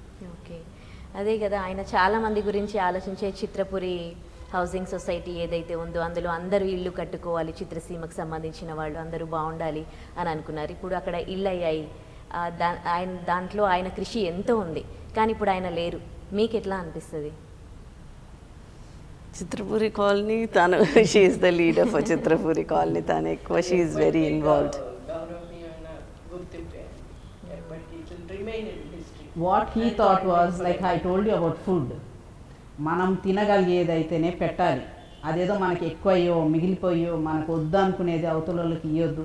అలానే ఫ్యామిలీ అనేది they should have one shelter, ఒక గూడు, ఇట్స్ అ స్మాల్ నెస్ట్ అన్నట్టు. అది పెద్దదో చిన్నదో వాళ్ళకుంటే దాంట్లో తింటారో తినరో పస్తులు ఉంటారు. బికాస్ సినిమా వాళ్ళకి ఎప్పుడు ఛాన్సెస్ ఉంటాయని తెలియదండి. టెక్నీషియన్స్ కూడా they are not having continuous work and they don't have money to pay rent. More than 3/4 rent కట్టుకుంటే వీళ్ళు ఏం బ్రతుకుతారు అన్న ఒక ఐడియాతోనే హీ స్టార్టెడ్ దిస్ అన్నట్టు. If they have a shelter, ఒక షెల్టర్ ఉండి వాళ్ళు హైదరాబాద్కి వచ్చేటట్టు ఇక్కడికి వస్తే ఇల్లు ఇస్తే వాళ్ళు స్థిరంగా ఇక్కడ ఉండిపోతారు. Then they will have that, ఇంకా వేరే చింత ఉండకుండా ఫ్యామిలీ సెట్ అంటే బయటికి పోయి మొగోళ్ళు ఏ యుద్ధమైనా గెలుచుకొని వస్తారండి. That is for sure, for every family it's like that. So that is what he thought అన్నట్టు. And he wanted this units to be given to the deprived. 24 frames కి సంబంధించిన వాళ్ళకి అసలు ప్రతి ఒక్కరినండి 5,000 కట్టుకోరా, క్లబ్కి వచ్చిన వాళ్ళని కూడా 5,000 కట్టేసే అని అంటే నా దగ్గర 5,000, నువ్వు మొదటి పేరు రాయించుకొని కడతాను. కానీ మెంబర్షిప్ కూడా అండి, ఎంతమంది ఇప్పుడు షూటింగ్కి ఇచ్చేది నేను 4-5 years బ్యాక్, వాళ్ళు కూడా వచ్చి టెక్నీషియన్స్ చెప్పారు, అమ్మ నాకు నాన్న ఏం పైసలు ఇవ్వకుండా నాకు సైన్ పెట్టారమ్మా యూనియన్ కార్డు అని అంటారు. ఇప్పుడు యూనియన్ కార్డు తీసుకోవాలంటే 5-10 లక్షలు. So that is how we used to be. So we never knew money was important అని అనుకుంటే, oh money he would have made money if that was a thought. He never knew that. He thought people, humanity is more important and being human is more important అని అనుకొని చేశారు. కాబట్టి maybe we don't have those kind of I mean we live in luxuries, but not that kind of luxuries people talk nowadays. That is what I think. Cinema industry వాళ్ళ కోసం ఎంత చేస్తే, మొన్న జరిగిన ఎలక్షన్స్లో తమ్మినేని భరద్వాజ్ గారు ఉన్నారు కదా, వాళ్ళ ప్యానెల్ నుంచి సంయుక్త గారు అమ్మగారు నిలబడ్డా కానీ గెలవలేకపోయారు. కారణం ఏమై ఉంటుందని అనుకుంటున్నారు? టు ఈచ్ హిజ్ ఓన్ అండి. యుద్ధానికైతే వెళ్ళాలి, విన్ అవుతామో ఓడిపోతామని మనకు తెలియదు, ఎందుకంటే every person who's having a sword has to fight for it. We can't take their sword and fight కదా. వాళ్ళు we told them help us to help you అని చెప్పాం, కానీ they don't want our help, so let it be అనుకున్నాం అంతే. ఇప్పుడు అది ఒక సొసైటీగా That is, yeah. అక్కడ ప్రజలు yeah they are still living. Cinema వాళ్ళు ఉన్నారు, బయట వాళ్ళు ఉన్నారు, అందరూ ఉంటున్నారు, అదొక సొసైటీ. కానీ ఇప్పటి నుంచి దాని వెల్ఫేర్ గురించి ఏదైనా చెయ్యాలి అనుకుని దాంట్లో దిగాం. కానీ ఇట్ హ్యాస్ టు డెవలప్. ఒకసారి ఒక area develop That was not, అక్కడ ఉండే అక్కడ స్థిరపడ్డ వాళ్ళు ఫెసిలిటీస్ ఉండాలి. ఇప్పుడు ప్రభుత్వ పరంగా ఏమేమి రావాలో, బస్ స్టాపే కానీ, రోడ్లే కానీ, వాటర్ కానీ, ఎలక్ట్రిసిటీ కానీ, అది కూడా ఒక లివింగ్ ఏరియా లాగా it has to sustain his the development అండి. ఆ వెల్ఫేర్ గురించి అక్కడ ఉండే చిత్రపురి కాలనీలో నివాసులు ఉండే వాళ్ళకి వెల్ఫేర్ మంచి చెయ్యాలి అనుకునే దాంట్లో దిగాము. That is there. ఒక్కటండి నేను చెప్తాను, ఇంట్లో ఇప్పుడు అమ్మ అన్నం పెడుతుంది, ఆకలి అని అంటే అమ్మ దగ్గరికి వెళ్తాం కదా మనం, రోజు అమ్మ అన్నం పెడుతుంది. ఒక రోజు పెట్టకుంటే అమ్మ ఇంకా ఎందుకు పెట్టలేదు అని అడుగుతాం. ఇప్పుడు నాన్న అది ఫామ్ చేశారు, ఆ సొసైటీ ఫామ్ చేశారు, అది అక్కడ ఇండ్లు వస్తున్నాయని చెప్తున్నారు. ఇప్పుడు ఏం నాన్న లేకుండా ఏమంటారంటే, అమ్మ అక్కడ మాకు ఇబ్బంది అవుతుందమ్మా, మాకు బస్సు, వాళ్ళు చిన్న చిన్న కోరికలు అండి, ఒక హాస్పిటల్ అని, ఒక బస్ స్టాండ్ అని, ఏవో చిన్న చిన్న, ఒక మార్కెట్ ప్లేస్ అని, they want some shop, something like that. చిన్న చిన్న కోరికలు కూడా it is become an what is ఏ పెద్ద కోరికలు అడుగుతున్నారు అన్న ఒక ఇది అయిపోయింది అన్నట్టు అక్కడ. So when they come and questions we are trying to ask them అన్నట్టు very politely, we can do it. ఎందుకంటే మా family we are all fully, everyone is educated and well placed in the society. So we said, if you give us a place, a small place, we will start off a hospital. మీరు ఒక్క రూపాయి పెట్టొద్దు, అందరికీ charity చేసే గుణం ఉందండి ఇంట్లో. So it started off with my father and it's still living in every persons blood. So they will contribute అని చెప్తే కూడా I don't know, they said okay we'll see అని చెప్పారు. Because professionally as an actor he has done his job by providing houses over there. He is also a doctor. I want that hospital to be in his name. I don't know how difficult that is. ఎందుకంటే నేను చెప్పాను ప్రతి ఒక్కటి I can get funds from everywhere, all over the world. You give me a place, I will do it అని చెప్పాను. But let's see. ఏం జరుగుతుంది అనుకుంటున్నారు చిత్రపురిలో? I don't know. అంటే దాని పర్పస్ అండి, ఇప్పుడు సినిమా వాళ్ళకి, టెక్నీషియన్స్కి, 24 ఫ్రేమ్స్ పనిచేసే వాళ్ళకి ఒక హౌసింగ్ సొసైటీ షెల్టర్ లాగా ఇక్కడ అక్కడ ఉంటే వాళ్ళు ఇంకా దే కెన్ వర్క్ కానీ ఇండస్ట్రీలో పనిచేయడానికి సబ్సిడైజ్ ప్రైస్ కానీ ఫస్ట్ అలాట్ చేసినప్పుడు కూడా సబ్సిడైజ్ ప్రైస్కే ఇల్లు కేటాయిస్తారు. ఇప్పుడు ఏదైతే గవర్నమెంట్ పరంగా సొసైటీ ఈ టెక్నీషియన్ ఇంత పే చేయగలుగుతారు, దాని కేటగిరీ ప్రకారం సబ్సిడైజ్ ప్రైస్కి అలాట్మెంట్ ఉంటుంది. కాకపోతే that system is not being followed. Of course construction cost ఒక 25 years నుంచి ఒక 100 times పెరిగి ఉంటుంది. అకార్డింగ్లీ కన్స్ట్రక్షన్ కాస్ట్ ఎంత అవుతుందో దాన్ని డెవలప్ చేశారు. దాని సరిగ్గా ఇంత డెవలప్ అయిందంటే గ్రేటే. ఇన్ని సంవత్సరాల నుంచి అంతవరకు వచ్చింది అంటే గ్రేటే. ఇప్పుడున్న ఏ ప్యానెల్ వచ్చినా ఎవరు వచ్చినా కానీ అది ఎవరికైతే చెందాలో దాని వెల్ఫేర్ గురించి you have to sustain the development and welfare of the people. అదొక సొసైటీ కాబట్టి దాన్ని అలాగే వదిలేస్తే ఇప్పుడు ఇట్స్ నాట్ అ కమాడిటీ కదండి. ఇట్స్ మార్కెట్ ధరలకి అమ్మి కొనటానికి it's not a commodity where it normal people also can buy. Normal people కొనేవారు ఉంటే మళ్ళీ అది సబ్సిడీ ప్రైస్కి ఎందుకు ఇవ్వాలి? సినిమా వాళ్ళకి సబ్సిడీ ప్రైస్కి ఎందుకు ఇవ్వాలి? వాళ్ళు ఎంత సంపాదిస్తున్నారో దాని ప్రకారం అది వాళ్ళు కొనుక్కుంటారు. దాని పర్పసే అది. కాకపోతే అలా జరగట్లేదు. వీ హ్యావ్ టు సేమ్ కన్స్ట్రక్షన్కి వాడుతున్నారు, డెవలప్మెంట్కి వాడుతున్నారు, ఎలక్ట్రిసిటీ సప్లైకి వాడుతున్నారు, డ్రైనేజ్ పనుల కోసం వాడుతున్నారు. ఏది వాడినా కానీ దాని డెవలప్మెంట్కి సరైన the purpose has to be achieve. అది బట్ ఎవ్వరు ఇప్పుడు ఒక్కరితోనే అయ్యేది కాదండి. ఇట్స్ అ బిగ్ సొసైటీ కాబట్టి I think every person has done something. మరీ ఏమి చేయకుండా అలా, ఎందుకంటే కొన్ని 2-3 years దాని మీద కేసు ఉన్నదండి. రాక్స్ ఇరగొట్టద్దు, దాన్ని అలానే ఉంచాలి, ఆడ ఏం డెవలప్మెంట్ అవ్వద్దు అంటే అప్పటికి నాన్నగారు కాలం చేశారు అన్నట్టు. అయినా కానీ వాళ్ళు కోర్టుకి వెళ్ళి కొట్లాడి వాళ్ళు తెచ్చుకున్న టైం కూడా ఉంది. So we have to give a little bit of you know వాళ్ళకి కూడా అది ఇవ్వాలి. మనం వాళ్ళు కూడా చేశారు, ఒక్కరితోనే అయ్యే పని కాదు. ఇప్పుడున్న వాళ్ళు కూడా వాళ్ళు సరిగ్గా చేసుకున్నారు అనుకోండి, ఇట్స్ గుడ్. ఎందుకంటే అందరూ ఇది చేస్తలేరు, చెయ్యండి అంత పెద్ద ప్లేస్ డెవలప్ అవ్వదండి. ఎవరో ఒక్కరో ఇద్దరో ఏదో ఒకటి చేసి some mistake, it happens in every place. So if it is done like that, then don't blame the whole society is gone, like it's not there. And మేము అడిగేది ఏంటంటే, my father's dream that was just we want his name to be there, and 25 years after he's gone, I think there should be one monument, like a statue or something that is coming up. And I definitely want one institution like a hospital to be put up in his name. So those are the things that will live forever, generations together అన్నట్టు. Okay. So Chitrapuri ఈ 24 crafts వాళ్ళ కోసం అంత కష్టపడితే వాళ్ళ నాన్నగారి పేరు అక్కడ లేదు, అక్కడ ఇళ్ళు వెలిసాయి.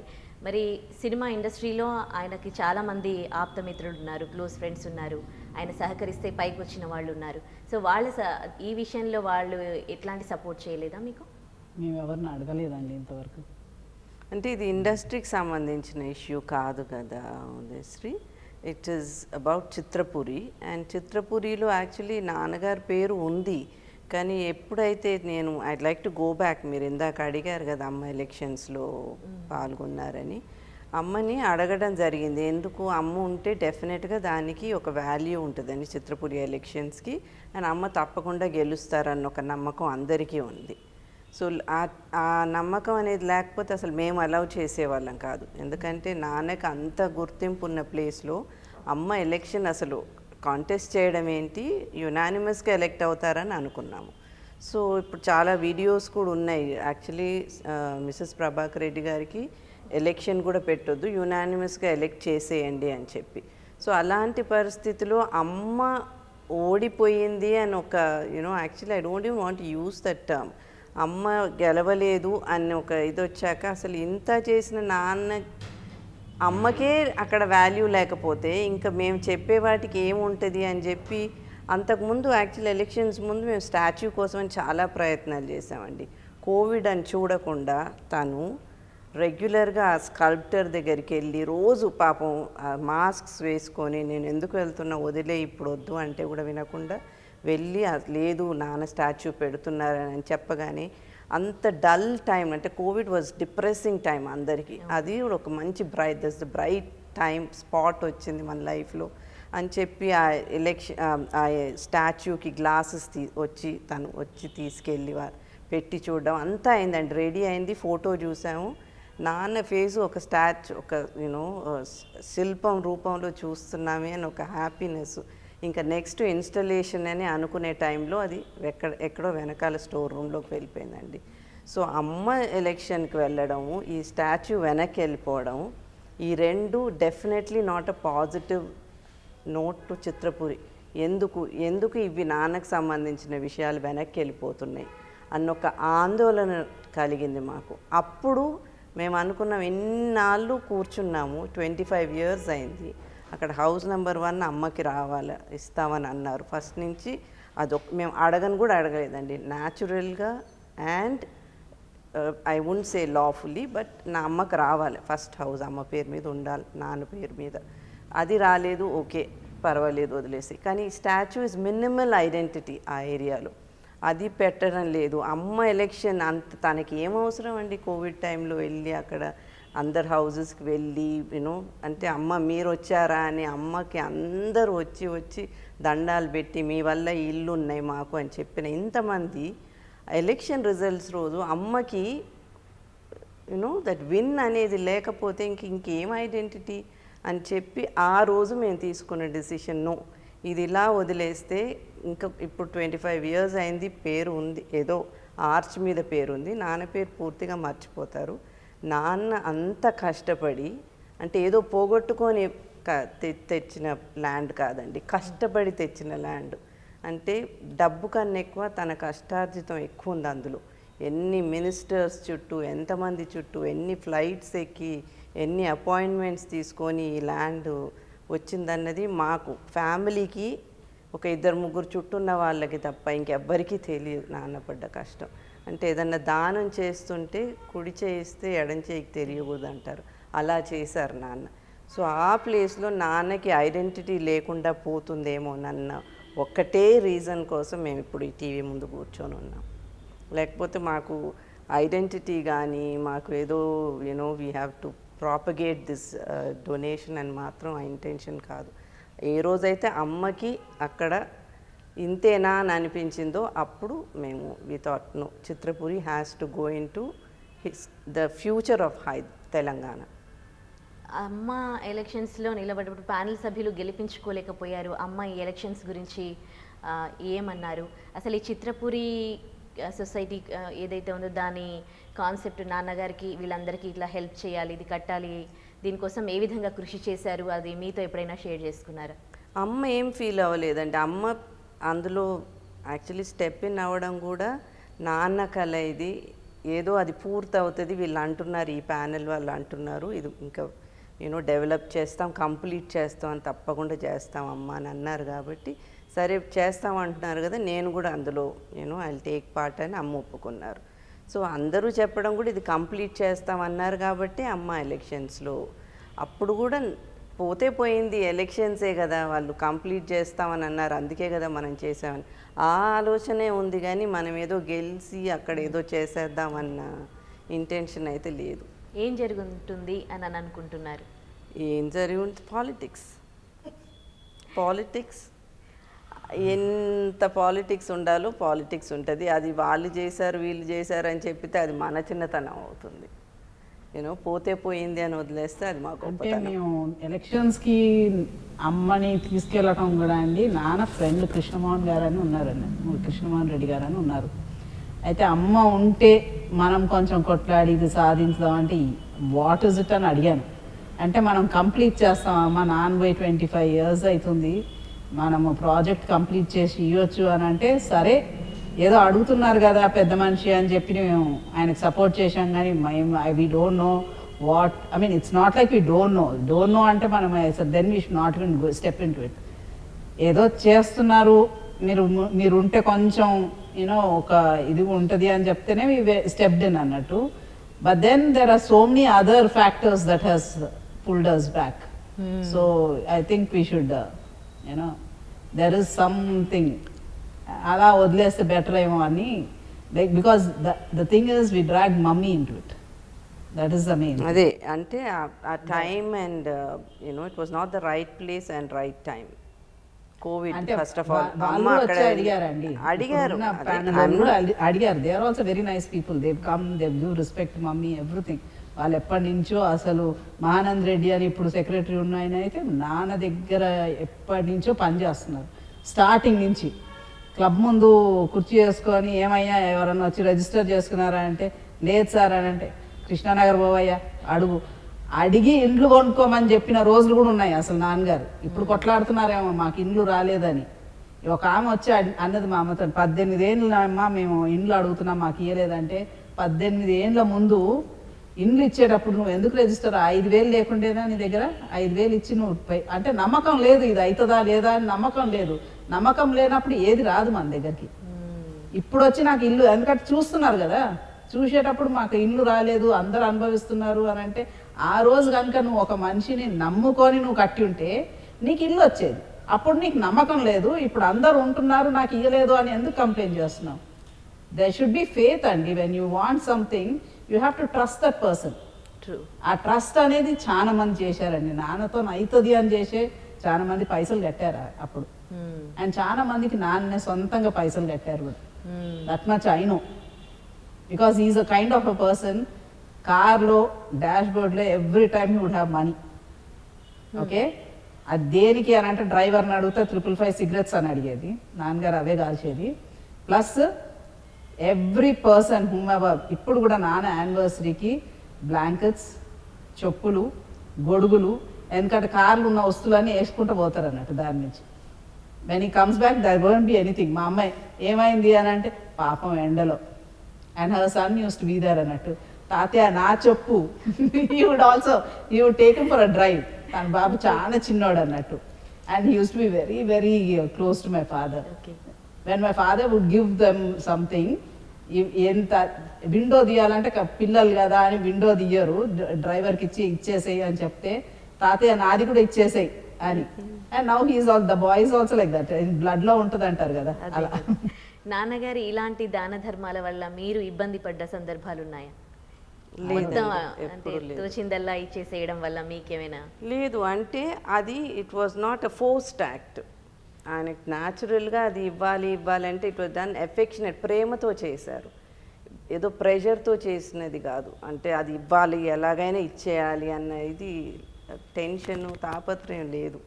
ఇది ఇస్తే వాళ్ళకి పనికి వస్తుంది, ఇది ఇద్దాము, ఇది చేద్దాము అని అది చిన్నప్పటి నుంచి మేము చూసాము. నాన్నకి అది ఒక ఎట్లాగైతే షూటింగ్కి వెళ్ళి వచ్చేవారు, ప్రొడక్షన్ టెన్షన్స్ ఉండేవు, గివింగ్ ఆల్సో అదొక యాక్టివిటీ నాన్నకి, అదేమీ డిఫరెంట్గా కనపడేది కాదు. సో అదేం మమ్మల్ని పెద్ద బాధపడే విషయం ఏం కాదు, మేము ఎప్పుడు బాధపడలేదు కూడా. నాన్న ఇస్తున్నారు, ఇన్ఫ్యాక్ట్ ఎప్పుడు ఇచ్చినా కూడా ఇచ్చారు అన్న గ్రేట్ ఫీలింగ్ ఉండేది. ఎందుకంటే మాకు ఇప్పుడు యాక్చువల్లీ మ్యారేజ్ అయ్యాక మా ఇన్లాస్ సైడ్ కూడా అంటారు, ఇంతమందికి ఇచ్చేశారు మీ ఆయన ఏం సంపాదించుకోలేదు అని. అంటే వాళ్ళ నాన్నను మాట అంటున్నారే అన్న బాధే ఉంటుంది తప్ప నాన్న తనకేం పెట్టుకోలేదే అన్న బాధ ఎప్పుడూ ఉండదు. ఎందుకంటే అంత చేసిన ఆయనను కూడా ఒక మాట అంటారా అన్న ఒక బాధ ఉంటుంది. అదే మీ నాన్నగారి స్వభావమే మీలో కూడా కనిపిస్తోంది. అంటే ఎలా ఉండేదండి, ఇప్పుడు మెడ్రాస్కి వస్తుండే వాళ్ళు అందరు పెళ్లి బట్టలకని వచ్చేది, తిరుపతికి పోయేటోళ్ళు వచ్చేది, చుట్టాలు కూడా అసలు చాలా మంది వస్తుండేది ఇంటికి. అమెరికాకు పోవాలనే వీసాలు కూడా మెడ్రాసే. ఇప్పుడు వాళ్ళకి గ్యారంటీ అంటే బ్యాంక్లో 2 lakhs, అప్పుడు 2 lakhs 3 lakhs బ్యాంక్లో ఉండాలి షూరిటీ మనీ. ఆ పైసలు ఎవరి దగ్గర అంత పైసలు ఉండవండి ఆ కాలంలో. 100 rupees 200 rupees was a big thing. It since my mother and my grandmothers used to say. So మా నాన్న ఉండి అకౌంట్లో మీకు ఏం కావాలి అంటే బాబా అమెరికాకు పోవాలని. అప్పుడు అమెరికా పోవాలంటే ఇట్ వాజ్ అ డ్రీమ్ అన్నట్టు ఇచ్చేవాళ్ళు. తర్వాత వాళ్ళు వీసా వచ్చినాక పైసలు రిటర్న్ చేసేటప్పుడు కూడా, ఏంట్రా నీ ఇంకా చదివే అయిపోలేదు, అప్పుడే పెద్ద మనిషి అయిపోయావా, నా పైసలు నా మొహం మీద కొడతానికి వచ్చావు, ఆ పైసలు నువ్వు చదువుతానికి ఇచ్చాను, చదువుకొని రా, పెద్దగా అవుతావు కదా, అప్పుడు నా దగ్గరికి రా అని అనేది. అలా కూడా హెల్ప్ చేశారు. It is not just about industry people and all the thing. You would always help even the family members. ఇల్లు కడుతున్నారు అంటే 4 చేతులు పడితేనే అవుతుంది అని కూడా పైసలు ఇచ్చేరు అంటున్నారండి. Like he used to be like that. So it started from the house and it went out అన్నట్టు. సో వి డోంట్ నో మేము లూజ్ అయ్యాము, ఏదో పోగొట్టుకున్నాం అని. ఎందుకంటే మాకేం తక్కువ చేయలేదు కదా. So why should we think that we are deprived? No. ఇంత పెద్ద దానగుణం ఉందో ఆయనకి మీ మాటల్లోనే అర్థమవుతోంది అని చాలామంది చెప్పారు కూడా. సో ఆయన జ్ఞాపకార్థం ఆయనకు ఒక డ్రీమ్ ఉంది, మీరు చెప్పినట్లే. ఏదైతే చిత్రపురి ఉందో అక్కడ అందరూ ఇల్లు కట్టుకోవాలి అని. సో అక్కడ కనీసం స్టాచ్యూ కూడా లేదు. సో ఆయన జ్ఞాపకార్థం మీరేమైనా ఇండస్ట్రీ వాళ్ళకి చేయదలుచుకున్నారా? అంటే జ్ఞాపకార్థం మేము చేసుడు ఇంకా చేసాం కదండి, ఇంకా చేయాలి అని అంటే అదే అంటున్నాం కదా, స్టాచ్యూకి కావాలంటే will pay. Hospital if you want will give the whole structure కాడి నుంచి ఫ్రమ్ స్క్రాచ్, ఫౌండేషన్ కాడి నుంచి మేము పెట్టుకుంటామని అంటున్నాం. We are not asking anyone to pay a rupee, we will do it అని. See what we've grown up in that industry, we want to do something for the industry, so it's okay అనుకున్నాం. ఎందుకంటే ఇంతకి film Nagar క్లబ్లో అంతమంది పోస్టర్లు పెడితే మా పాప వచ్చి ఒకరోజు ఏడ్చుకుంటా, మమ్మీ యూ సెడ్ తాతయ్య was an actor, everyone's pictures are put up, తాతయ్యస్ photo is not there and you are telling me lies. అంటే మనకేంది అసలు, I never go to the club, so I don't know what happen. Coffee షాప్లో అందరు photos ఉన్నాయంట, blow ups. They are all big actors. Tatya was not a big actor. I said, who said that? No, my friends were saying because Tatya's photo is not there. I had to make calls and they put up my father's picture the very next day. That day, actually, I don't know what happened. Na koncham dursu. I'm a little idanattu. I said, I'll make it a Telangana issue. Sorry. Okay. So that is what. When it comes to war, you have to go full-fledged. Otherwise, just keep quiet. So that is the day they put up my father's picture. It is still there. They have put up a picture, bringing it from the society office, and they put up one small picture of my father over there. Okay. Ante, see, recognition from the industry was like that. So మనం పోయి వీళ్ళని ఏం చెప్తామండి చెప్పండి. అంటే అడిగి చేయించుకునే అవసరం లేదండి. ఇప్పుడు షుడ్ ఇప్పుడు నెవర్ కూడా అడిగి it comes to that చేయించుకోవాలన్న స్టేజ్కి రాకూడదు. ఎందుకంటే ఇంత చేశారు అన్నీ అంటే వాళ్ళు వాళ్ళ గురించి తక్కువ అనుకుంటేనే కదా ఇంకో మనిషికి అక్నాలెడ్జ్ చేయరు. Oh, please. సో వాళ్ళకి already if that person is so great, నువ్వు ఆల్రెడీ గ్రేట్ అయితే ఇంకో గ్రేట్ పర్సన్ అక్నాలెడ్జ్ చేయాలి. సో దాన్ని వదిలేసి మేము వెళ్ళి మీరు ఫోటో పెట్టండి, మీరు స్టాచ్యూ పెట్టండి, మీరు ఇది నాన్న పేరు పెట్టండి అని ఇవన్నీ అడగడం అవసరం లేదనిపిస్తుంది. బికాజ్ వాళ్ళు అడగకుండానే అవన్నీ జరిగిపోవాలి యాక్చువల్లీ. ఆయన బికాజ్ చేసిందే కదా మీరు అడుగుతున్నారు. చేసిందే. ఆయన Actually చేశారు, వాళ్ళు చేశారండి, దాన్ని కూడా క్రిటిసైజ్ చేసే వాళ్ళు ఉన్నారు. ఏమి ఇచ్చారు రెడ్డి గారు, ఏదో గుట్టలు ఇచ్చారు, అవి మేము తోకుంటా ఇన్ని సంవత్సరాలు పట్టింది అని అంటే, బాబు అసలు first did you have a dream అనిపిస్తుంది. మీకు అవతల వాళ్ళకి మన ఇంట్లో మనం వండుకొని తినటం అందరం తింటాం, ఎందుకంటే ఆకలి అయితే చేసుకోమా, చేసుకుంటాం. బయట వాళ్ళకి చేయాలి అనేది మీకు థాట్ లేదు. ఇంత పెద్ద అంటే giving so many people 5,000 people houses అంటే it's not a small dream. So when he has done that, don't criticise. మీతో అయ్యేది మీరు చెయ్యండి. ఫ్రమ్ హియర్ ఏంటంటే తగిన గుర్తింపు గుర్తింపు రాలేదు. స్థిరస్థాయిగా ఉండిపోవాలి. అది ఆ గుర్తింపు మర్చిపోవద్దు వాళ్ళు. ఇండస్ట్రీ నుంచి కూడా తనకు తగినంత గుర్తింపు వచ్చింది అని అనుకుంటారా మీరు? ఇప్పుడు ఆయనకున్న గుర్తింపు ఇంకెవరికి తీసుకోలేరు కదండి. అంటే ఇప్పుడు గుర్తింపు అని అంటే ఇప్పుడు అప్పట్లో మీడియా మీడియా లేదు కదండి. ఇప్పుడు ఉన్న ఆర్టిస్ట్కి అంతా ఏముంది, వాళ్ళు ఇట్లా ఒక ఈ క్యాప్ వేసుకున్నారంటే ప్రతి ఛానల్లో ఈయన ఈ క్యాప్ వేసుకున్నారని ఒక పెద్ద పబ్లిసిటీ చేస్తున్నారు. సో అప్పట్లో నాన్న చేసిన గ్రేట్ వర్క్ అవన్నీ కూడా ఎంత గుర్తింపు రావాలో ఆ టైంలో వచ్చింది. సో అప్పట్లో ఉంది. ఇప్పుడు ఎందుకు గుర్తింపు అంటున్నారు? ఇప్పుడు చిత్రపురి అనేది ఇండస్ట్రీకి సంబంధించిన విషయం కాదు. సో అందుకనే న్యాచురలీ ఇండస్ట్రీలో ఉన్న వాళ్ళకి అది ఇంపార్టెంట్ ఇష్యూ కాదు. ఇప్పుడు ఇండస్ట్రీ నుంచి ఎవరైనా అయ్యో ఇది ఒక మన ఇండస్ట్రీ మనిషి టెక్నీషియన్స్ కోసం చేసిన ప్లేసు, మనం ఏదైనా హెల్ప్ చేయగలిగితే చేయాలని వాళ్ళు అనుకోవాలి. మేము వెళ్ళి అడిగి మీరు చేయండి అని మాకు అడగడం తప్పు కాదు, కానీ love sought is good but given unsought is better. అది ఆ ప్రేమ అనేది వాళ్ళ దగ్గర నుంచి రావాలి.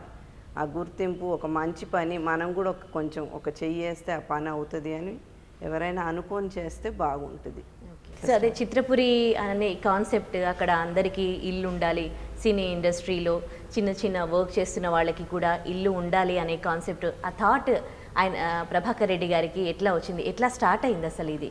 అది నాన్న మూవీస్లో యాక్ట్ చేస్తున్నప్పుడు కానీ ప్రొడక్షన్ చేస్తున్నప్పుడు అందరికీ హెల్ప్ చేయాలి, వాళ్ళు భోంచేశారా, చుట్టూ ఉన్న వాళ్ళందరూ కంఫర్టబుల్గా ఉన్నారా అన్న ఆలోచన ఎప్పుడూ ఉండేది. అలాగే ట్విన్సీ క్లబ్ పెట్టినప్పుడు కూడా డైలీ ఒక 300 మెంబర్స్ భోంచేసేవాళ్ళు.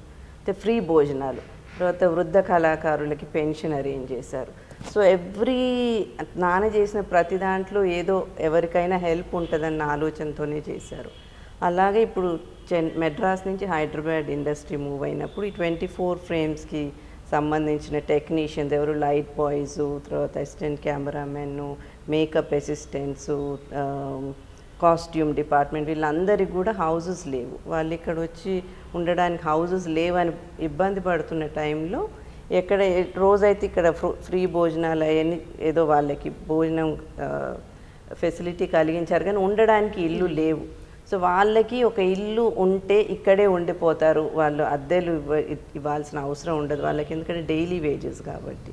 సో అలా ఒక ల్యాండ్ ఉంటే బాగుంటుంది అన్న ఒక ఆలోచన మొదలైంది నాన్నకి. ఒక చిన్న ఆలోచన ఒక చిన్న ఆశ ఒక పెద్ద ఆలోచనగా మారి చిత్రపురి అయింది. అప్పుడు ఒక 10 acres అంటే 10 acres ఒక లాట్ ఉన్నింది మానికొండలో, అది తీసుకున్నారు నాన్నగారు తీసుకున్నారు. అంటే అది 10 acres అయితే సరిపోదండి, ఇంకా పెద్ద ల్యాండ్, ఎక్కువ ల్యాండ్ ఉంటే అందరికీ హౌసెస్ ఉంటాయని చెప్పి 67 acresకి అప్లై చేశారు. ఏదైతే ఈ ఫస్ట్ 10 acresకి మనకి రావాలనంటే మనం బ్లాక్ చేసి పెట్టాలన్నప్పుడు నాన్న అప్పుడు మనీ పే చేయాల్సి ఉంటే, నాన్నగారి విలేజ్లో తనకి అగ్రికల్చరల్ ల్యాండ్ చాలా ఉంది నాన్నకి. అప్పటికే ఫార్మస్యూటికల్ ఇండస్ట్రీ కూడా ఒకటి సెటప్ చేశారు నాన్న సూర్యాపేట విలేజ్ దగ్గర. సో ఇవన్నీ ఆల్రెడీ బ్యాక్గ్రౌండ్ నాన్నకి లేదు అనే టైం ఏది లేదండి. అంటే ఎవరైనా కావాలంటే ఇవ్వడానికి ఎప్పుడు చేతులు దేవుడు అలాంటి యూనో బ్లెస్సింగ్ ఇచ్చారు నాన్నకి. సో అప్పుడు విలేజ్కి వెళ్ళి ఈ తనకున్న అగ్రికల్చరల్ ల్యాండ్ కొంచెం డిస్పోజ్ చేసి ఆ మనీ ఈ మణికొండలో ఫస్ట్ 10 acresకి ఇన్వెస్ట్ చేశారు. సో ఆ 67 acres కోసం అప్లికేషన్ పెట్టి ఆ ప్రాసెస్ చాలా సంవత్సరాలు జరిగింది. చీఫ్ మినిస్టర్స్ కూడా చాలామంది 3 మారారు అప్పుడు. జనార్దన్ రెడ్డి గారు చాలా వరకు పేపర్ వర్క్ అంతా జరుగుతున్న టైంలో చాలా హెల్ప్ చేశారు. శాంక్షన్ చేయడం మాత్రం విజయభాస్కర్ రెడ్డి గారు, కోట్ల విజయభాస్కర్ రెడ్డి గారు శాంక్షన్ చేశారు. అంటే నాన్న వల్ల తప్పకుండా ఏదైతే నాన్న ఐడియా ఉందో అందరికీ ఇల్లు కల్పించాలన్న ఒక ఐడియా నాన్న వల్ల సాధ్యం అవుతుందని చెప్పి ఈ ల్యాండ్ అలాట్ చేయడం జరిగింది. అసలు వాళ్ళు సీఎంస్ కూడా అనేదండి, ఎందుకు అందరు చేస్తాం, నేను ఇప్పుడే ఇస్తాను రెడ్డి, నువ్వు చెప్పు, ఏ ప్రభాకర్ నీకు కావాలంటే చెప్పు, నువ్వు స్టూడియో పెట్టుకో, ఎందుకు అందరూ వచ్చి స్టూడియో పెట్టుకున్నారు కదా అంటే, నా కోసం అంటే నేను కొనుక్కుంటాను లేండి, నా కోసం కాదండి అది అని. He would be very polite in telling an answer, and those people wouldn't understand. There were a lot of people from the industry who had come and told, మీరు స్టూడియో చేసేసుకోండి, 10 ఎకరాలు మలుపుకోండి సార్, మీరు పైసలు కట్టారు కదా మలుపుకుందాం సార్ అని పక్కన ఉన్న వాళ్ళు చాలా మంది అన్నారు అన్నట్టు. అన్నా కూడా మై ఫాదర్ వుడ్ సే, ఇది మన, ఇట్స్ నాట్ మైన్, నాది అని అంటే సరే I can decide, it is for everyone. So let me be a little more cautious about what వాళ్ళు మాట్లాడేది కూడా కొన్నిసార్లు నచ్చకపోయేది. నాన్న is very a man of few words అన్నట్టు. ఏదైనా రిప్లై ఇవ్వచ్చు కానీ వాళ్ళు కూడా మనసు నొప్పించుకుంటారు అని చెప్పి. ల్యాండ్ అమ్ముతుంటే కూడా మా పెద్దనాన్న అన్నారు, ఎందుకయ్యా ప్రభాకర్ అయ్యా ఇది అమ్మేసి ఎవరికో కొంటానంటున్నావు, పిల్లలకు ఉంటే ఉంటుంది కదా, ఆడపిల్లలు ఉన్నారు కదా ఉంచవచ్చు అని అంటే, వాళ్ళకేంటి పెళ్ళిళ్ళు చేసి శుభ్రంగా ఉంచాను, వాళ్ళకేం అవసరం లేదు ఇల్లు, వీళ్ళకి నాకు అవసరం ఉందని చెప్పి పెద్దనాన్నకి చెప్పకుండా ఆ మనీ వచ్చి ఇక్కడ ఇన్వెస్ట్ చేశారనమాట. అంటే తనకి కాదు, నాకు కాదు, నా పిల్లలకు కాదు, ఇంతమంది ఉన్నారు, ఇల్లు ఉండడానికి నీడ లేదే అని చెప్పి వాళ్ళ గురించి ఆలోచించి వాళ్ళ కోసం కొన్నారు. ఓకే, నిజంగా ఆయన శ్రామిక పక్షపాతి, అందరి గురించి ఆలోచించారు, కుటుంబ సభ్యులే కాదు బయటి వాళ్ళకి. రష్యా వెళ్ళేదండి చాలాసార్లు, రష్యాకి టాస్కెంట్కి వెళ్ళి. So he would always say they all live a very very normal life. వాళ్ళు రిచ్ పువర్ అనుకుంటూ ఉండేది. మీరు అన్నారు కదా కమ్యూనిస్టిక్ ఐడియాలజీ అని, అది వాళ్ళకి చాలా, అంటే ఊర్లో వీళ్ళు చూశారేమో చాలా, ఐదర్ దే వెరీ పువర్. మీరు తెలంగాణ విలేజెస్ చూస్తే అండి, ఇప్పుడు 10 yearsలో ఏం డెవలప్మెంట్ వచ్చిందో కానీ పాపం they were very very poor. ఉంటే దొరలు, లేకుంటే బానిసల్లాగా ఉండేది అన్నట్టు. ఎలక్ట్రిసిటీ లేదు, వాళ్ళు ఫాదర్ ఇస్ అ డోబీ అంటే son must be a dhobi, అలా ఉండేది. అంటే coming from a wealthy family to have ఈ ఐడియాస్ ఉండడం చాలా అన్యూజువల్ నాన్నకి. అవును, చాలా. ఈ కామ్రేడ్ మూవీ చేసేటప్పుడే నాన్నగారు చనిపోవడం జరిగింది. సో ఫైనాన్షియల్గా కూడా ఆ మూవీకి సంబంధించి నాన్నగారు ఇబ్బంది పడ్డారు, దాంతోనే తనకి స్ట్రోక్ వచ్చింది అని విన్నాం. దానివల్ల స్ట్రోక్ వచ్చిందని కాదు, ఆ షూటింగ్లో ఎందుకంటే it was a different genre movie, ఒక కాంట్రవర్షియల్ సబ్జెక్ట్ ఆ సినిమా. సో అప్పట్లో ఐడియాస్ ఇప్పటికి కూడా అండి, అప్పట్లో ఎందుకు ఇప్పటికి కూడా ఏదైనా కాంట్రవర్షియల్ సబ్జెక్ట్ చేయాలంటే అందరికీ ధైర్యం ఉండదు. సో ఆ సబ్జెక్ట్ చేస్తుంటే న్యాచురల్లీ ఇన్వెస్టర్స్ కొంచెం వెనకాడారు. సో అక్కడ కూడా నాన్న సొంత మనీ పెట్టుకొని ఆ మూవీ ఎట్లాగైనా కంప్లీట్ చేయాలని చెప్పి, ఆ రోజు ఆ సినిమా కంప్లీట్ అవ్వకపోవడానికి ఫైనాన్షియల్ రీజన్ కాదు, ప్రెషర్ డెఫినెట్గా ఉన్నింది, బికాజ్ అన్యూజువల్ సబ్జెక్ట్ కాబట్టి. అండ్ మోర్ ఓవర్ ఎంతసేపు అదే చెప్తున్నాను కదా, మిగతా వాళ్ళు భోంచేయాలి, మిగతా వాళ్ళు బాగుండాలి, ఈ టెన్షన్స్ ఎక్కువ ఉండేవారు. ఏదైనా ఇప్పుడు అరే ఇంత మంచి సబ్జెక్ట్ చేస్తున్నాం, వాళ్ళకి ఎందుకని ఇందులో మంచి చూడటం లేదు అని ఎప్పుడు తనలాగా మిగతా వాళ్ళు కొంచెమైనా ఆలోచించడం లేదని ఆ బాధతో ఎక్కువ స్ట్రెస్ ఎక్కువ అయ్యేది నాన్నకి. సో దాంతో and he was diabetic. So diabetes ఉన్న వాళ్ళకి సైలెంట్ హార్ట్ అటాక్ వస్తుంది. సో ఆ రోజు నైట్ కూడా 2 వరకు షూట్ చేశారు. అంతకుముందు రోజు మా ఇల్లు పక్కనే అక్కడ జూబ్లీ హిల్స్లో వచ్చి పిల్లల్ని చూసి ఇంటికి వెళ్ళారు. రోజు షూటింగ్ అయిన తర్వాత పిల్లల్ని వచ్చి చూసి కాసేపు అట్లా బయట ½ an hour స్పెండ్ చేసి ఎంత లేట్ అయినా వచ్చి వెళ్ళేవారు నాన్న. సో అట్లా ఒక ఇమోషనల్ రీజన్ వల్ల యునో హీ హ్యాడ్ ఆయనకేం దట్ హార్ట్ కాలేదు. అటాక్ కానీ it's not any you know financial pressure financial అంటే అండి there were ups and downs but he never ever took it to heart. ఎందుకంటే పోతే వస్తుందని ఒక ధైర్యం ఆ మనిషికి. మాకు కూడా అదే అనేది, when you fall down pick yourself up, that is your strength. నువ్వు ఎంత దూరం ఉరికినావు అని కాదు, that last leg if you can not do it then you are done for. You have to finish the finish line. Even if you come last it's okay, finish it. అలా that was the strength in him అన్నట్టు. To pick up, to fly high, you aim high. Dream చేస్తే ఏదో చిన్న గుడిసె కట్టుకున్నట్టు dream చేయదు, బంగ్లాలో ఉన్నట్టు dream చేయి. సో డ్రీమ్ బిగ్ అనేది అన్నట్టు. So that dream was like, and then అందరు మగవాళ్ళకు ఒకటే చెప్పేదండి, రెస్పెక్ట్ ఉమెన్. ఉమెన్కి ఉన్న ఆశలు, when you get married, my brothers, we have cousin brothers, get married to one girl, you have to fulfill her dreams. Her dreams are not simple. Her wants are so big. నువ్వు ఆమెకి happiness ఇవ్వాలంటే నువ్వు పని చేయాలి. పని చేస్తూ ఉంటే ఆటోమేటిక్గా నీకు ఆ గొప్పతనం వస్తుంది. You will become a good person, you are going to become big in life. So when you respect a woman, you are going to become big in life. That is what he taught. I think Gujaratis follow this. They respect women. That's what I learn. Even Tamilians అండి, వాళ్ళు అంటే నాన్న వాళ్ళ అమ్మ అన్నా కూడా, వదిన అన్నా కూడా, అమ్మ అంటే కూడా ఆడవాళ్ళకు కూడా ఎప్పుడు చాలా ప్రామినెంట్ respect ప్లేసెస్ ఇచ్చేది. ఇచ్చేవారు. ఓకే.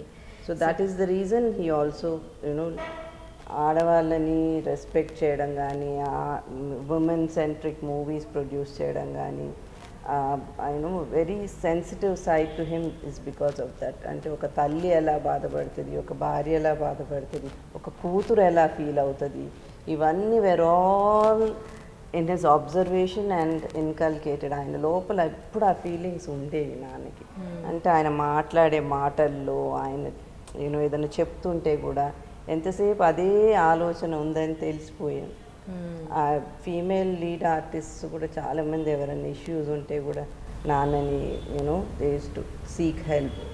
అప్పుడు నాన్న అంత బాగా ఎక్స్ప్లెయిన్ చేసేవారు. సో వాళ్ళు మళ్ళీ రీకూప్ అయి they would continue with their lives. Okay. So Prabhakar Reddy garu సినిమాల్లో తన పాత్రలను ఎంత అద్భుతంగా చేశారో, నిజ జీవితంలో తన బాధ్యతలను కూడా అంతే బాగా నిర్వర్తించారనిపిస్తుంది. మీ మాటల్లోనే తెలుస్తుంది. ఒక భర్తగా తన భార్యను చూసుకోవడం, ఒక తండ్రిగా మీ కెరీర్కు, మీ మ్యారేజెస్ అన్నీ కూడా ఆయన ఇంత బిజీ స్కెడ్యూల్లో కూడా చాలా బాగా చూసుకున్నారు. సో ఆయన గురించి ఒక సింగిల్ సెంటెన్స్లో చెప్పాలి అంటే ఏం చెప్తారు శైలజ గారు? నాన్న అంటేనే I think I can just say Prema. But ఈ లోకంలో ఉన్న ప్రేమ అంతా, తర్వాత ఆప్యాయత, ఒకరికి ఇవ్వడం, ఆ నేచరు, ఆ కామ్, ఆ పాజిటివ్ నేచర్ అంతా ఒక వర్డ్లో, ఒక బాక్స్లో వేసి పెడితే, ఒక పర్సనాలిటీలో వేస్తే అది మా నాన్న. So proud of him. Nice. మీరేం చెప్తారు? ఈవెన్ ఐ ఫీల్ దట్ నాన్న అంటే మా నాన్న, that is it. God, like how we think God, we don't have any form or thing. I got to see my father. I spent so much of good time with him. The thoughts and everything. He was ఎవరైనా example. If a man, he has to be like this. ఇప్పుడు ఎవరైనా daughters మా నాన్నలాగా husband రావాలి అని అనుకుంటారు కదా. We always feel there won't be anyone like him అనిపిస్తుంది నాకు. There is no equal. ఎందుకంటే there is nothing as good as him అనిపిస్తుంది. That is my thought. నిజంగానే అలాంటి తండ్రి కడుపులో పుట్టడం చాలా గొప్ప అదృష్టం అనిపిస్తుంది కదా. మీకేమనిపిస్తుంది? అంతే అండి, ఎన్ని జన్మల పుణ్యం చేసుకున్నాము. యాక్చువల్లీ ఇది ఒక ఇండస్ట్రీలో వారసత్వం అనేది తీసుకుంటారు కదా. సో కానీ మీ నాన్నగారి తర్వాత మీరెవ్వరూ కూడా అటు సైడు, అంటే మీరు ఇంట్రెస్ట్ లేక రాలేదా, లేకపోతే నాన్నగారికి ఇష్టం లేదా, లేకపోతే మీకు ఇష్టం లేదా? ఇండస్ట్రీ నుంచి మళ్ళీ ప్రభాకర్ రెడ్డి గారి ఫ్యామిలీ నుంచి ఎవరు రాలేదు? వై? లేదండి. అంటే నాన్న చేసినంత గ్రేట్ వర్క్ మేము చేయలేము అనిపిస్తుంది. ఎందుకంటే బికాజ్ ఆయన అంత మంచి పేరు, ఒక రైటరు, ఒక ప్రొడ్యూసరు, ఒక హ్యూమానిటేరియన్, ఆ పర్సనాలిటీకి అంత లెవెల్లో చేయగలిగితేనే మేము చెయ్యాలి. లేకపోతే I think it's better to SIT back and ఆయనని అప్రిషియేట్ చేసి అడ్మైర్ చేయడం బెటర్. ఎందుకంటే ఒక పర్సనాలిటీ అంటే ఒక అమితాబ్ బచ్చన్ లాగా అభిషేక్ బచ్చన్ ఎప్పుడూ చేయలేరు అని అంటారు కదా, అలాగా the so called doctor Prabhakar Reddy అంత లెవెలు, టాలెంటు, మాకు ఉందో లేదో అని ఉంది. అది కాన్ఫిడెన్స్ అయితే ఉంది, బికాజ్ ఎందుకంటే నేను రాస్తాను stories, I work for television, films and theatre. నేను థియేటర్ షోస్ చాలా చేశాను. నాన్న మూవీస్లో కనపడకపోయినా స్టేజ్లో నన్ను చాలామంది మెచ్చుకున్నారు, దట్ ఐ ఎంబైబ్డ్ హిస్ టాలెంట్ అని. సో ఆయన దగ్గర నుంచి మాకు రాలేదు, లేకపోతే ఆయన తర్వాత ఫిలిమ్స్లో కనపడాలంటే డెఫినెట్గా మేము ఎవరం ఫిలిమ్స్లో లేము. But we have, because she's a doctor. నాన్న తర్వాత తాను డాక్టరు, నాన్న తర్వాత ధైర్యంగా we have to go ahead, దేనికి భయపడకూడదు అనడానికి తను ఎగ్జాంపుల్. సో నాన్న sensitivity and love and affection and చుట్టూ ఉన్న వాళ్ళ గురించి ఆలోచించడము, ఎప్పుడు ఏదో హెల్ప్ చేస్తే బాగుంటుంది, ఇంకా ఇస్తే బాగుంటుంది అన్న క్వాలిటీస్ నాకు ఉండడం. సో అక్క కూడా వెరీ హార్డ్ వర్కింగ్ లైక్ నాన్న. So all of us have all this good qualities. మూవీస్లోనే కనపడాలి అదే హెరిడిటరీ అని అంటే మరి definitely all of us are well educated and yeah. So మిగతావన్నీ ఇంబైబ్ చేసుకున్నాం. ఓకే, ఎందుకు అంటే మీరు ఎప్పుడైనా అంటే మీకు ఆ ఇంట్రెస్ట్ లేదా, మీరు ఎప్పుడు చెప్పలేదా నాన్నగారితో యాక్టింగ్ చేస్తాము అని? I don't think we've ever ఎవ్వరికీ voiced లేదు. out our opinion. మీ పిల్లలకైనా Not that he say వారసత్వం ఇస్తారా? ఇది వద్దు అని అనే క్వశ్చన్ అది కూడా రాలేదు, ఆ సిచ్యువేషన్ కూడా రాలేదు. ఎందుకంటే నాన్నకి ఫస్ట్ నుంచి మేము ఆన్ స్క్రీన్ ఉండాలని, బికాజ్ ఇప్పుడు seen so much of the industry, ఒక ఉమెన్స్ లైఫ్ ఎలా ఉంటుంది అని నాన్నకి ఆన్ స్క్రీన్ కన్నా ఆఫ్ స్క్రీన్ ఎక్కువ తెలుసు నాన్నకి. సో డెఫినెట్లీ తన కన్న కూతుర్ని ఆ పొజిషన్లో పెట్టే, అంటే అందరికీ బ్యాడ్ లైఫ్ ఉండింది అని కాదండి, పెళ్ళిళ్ళు చేస్తే వాళ్ళు సుఖంగా ఎక్కడో హ్యాపీ లైఫ్, ఆ కంఫర్ట్ జోన్ క్రియేట్ చేయడానికని ఆ డిస్కంఫర్ట్ జోన్లో ఎందుకు పెట్టాలి నా కూతుర్ని. సో ఈ ఆపర్చునిటీ ఉంది కదా అని ఒక లైఫ్లో ఛాన్సెస్ ఇస్తే ఏది చూస్ చేసుకుంటాం అంటే డెఫినెట్గా ఇది అని మమ్మల్ని ఈ లైన్లో పెట్టారు. సో యాక్టింగ్లో ఉంటాయి ఇబ్బందులు, అవన్నీ ఫేస్ చేయొద్దని అనుకున్నారేమో. ఎప్పుడు నాన్న సినిమా పరంగా అంటే ఆన్ స్క్రీన్ ఉండాలని లేదు, కానీ ఆఫ్ స్క్రీన్ మాత్రం ఎప్పుడు మాతో సీన్స్ డిస్కషన్ చేసేవాళ్ళు. హీ వుడ్ ఇన్వాల్వ్ అస్, షూటింగ్లకు వెళ్ళే వాళ్ళము, నాన్న చేస్తున్న సీన్స్ అన్నీ వెళ్ళి డైరెక్ట్గా చూసి యూనో హౌ హీస్ వర్కింగ్ అవన్నీ చూసేవాళ్ళం. ఓకే ఓకే, మరి నెక్స్ట్ ప్రభాకర్ రెడ్డి గారి మనవాళ్ళు మనవరాళ్ళు మీ కిడ్స్కైనా కానీ ఆయన యాక్టింగ్ అంటే ఆయన అన్ని గుణాలు, ఆయన గుడ్ క్వాలిటీస్ అన్నీ మీరు షేర్ చేసుకున్నారు. ఆయన యాక్టింగ్ క్వాలిటీ అనేది ఉండిపోయింది కదా, మీ కిడ్స్కి ఏమైనా ఆ వారసత్వం ఇస్తారా? అందరు వెల్ ఎడ్యుకేటెడ్ అండి, every one is come back from US with MS degrees, they're all well placed. So అంటే brain wise I think they've got his, you know, again that is also a part కదా. So they are blessed somehow. Industry అని అంటే neither we nor them have that inclination. అంటే సినిమాలు బాగా చూస్తాము, but I don't think we are going to be involved in the industry side of it, getting into the industry. నాన్నగారు చాలా అంటే అది సినిమాల్లో డిఫరెంట్ రోల్స్, చారిత్రక, నాటక, సాంఘిక, ఇట్లా పౌరాణిక సినిమాలు చేశారు కదా. సో దాంట్లో మీకు నాన్నగారు ఏ క్యారెక్టర్లు నచ్చారు, ఏ సినిమాలో నచ్చారు? నాకైతే భీష్మ సినిమా, he acted as Bhishma's father, so I like that movie. And he acted with a lot of N. Ramarao garu సినిమాలలో like Karnudu and so many other movies he did, but I usually watch very few movies కాబట్టి నాకు గుర్తున్నాయి ఇవే. So that's it.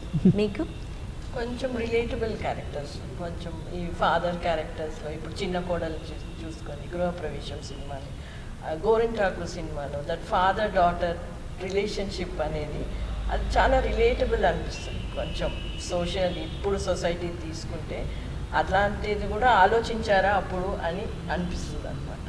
Okay, అట్లాంటి characters అయితే కొంచెం చాలా చాలా me I like his versatility, అంటే ఒక వేరియేషన్ ఇన్ రోల్స్ చేసేవాళ్ళు. అది ఎంత క్యారెక్టర్ అని కాకుండా ఏ రోల్ అయినా చెయ్యాలి అన్న డిగ్నిటీ ఆఫ్ లేబర్ నాన్నకు చేస్తారు అన్న, చిన్న రోలా పెద్ద రోలా అని కాకుండా ఆ క్యారెక్టర్కి జస్టిస్ చేసేవారు. So that's what I like. అంటే ఫైరీ విలన్గా అక్కడ నచ్చారు, ఒక సాఫ్ట్ ఫాదర్గా అక్కడ నచ్చారు, ఒక బ్రదర్గా నచ్చారు. So everything was very real life related కాబట్టి I like all his you know comfort. ఆ రోల్లో అలా ఫ్లో అయిపోతారు కదా, అది ఇష్టం, ఒక పర్టికులర్ రోల్ అని కాకుండా. చాలా చాలా విషయాలు చెప్పారండి ప్రభాకర్ రెడ్డి గారు. నిజంగా అంటే కొంతవరకు చదివినం, ఆయన ఒక యాక్టర్గా తెలుసు, ఒక ప్రొడ్యూసర్గా తెలుసు, ఎన్నో సినిమాలు చేశారు. కానీ ఆయన స్వతహాగా ఎంత మంచి మనస్కుడు, ఎంత అంటే ఒక శ్రామిక పక్షపాతి, ఎంతోమందికి హెల్ప్ చేశారు. సో ఇప్పుడు ఒక ఇండస్ట్రీలో ఆయన ఉన్నందుకు ఆ ఇండస్ట్రీ వాళ్ళకు కూడా మేలు చేయాలని ఆయన ఎంతో పరితపించారు. ఆయన డ్రీమ్ నెరవేరాలని. సో మీ డ్రీమ్ కూడా, నాన్నగారి డ్రీమ్ నెరవేరాలని మీరు కూడా కోరుకుంటున్నారు. మీరు అనుకున్నది సాధించాలని కోరుకుంటూ I wish you all the best to all of you అండి. Thank you so much. Thank you.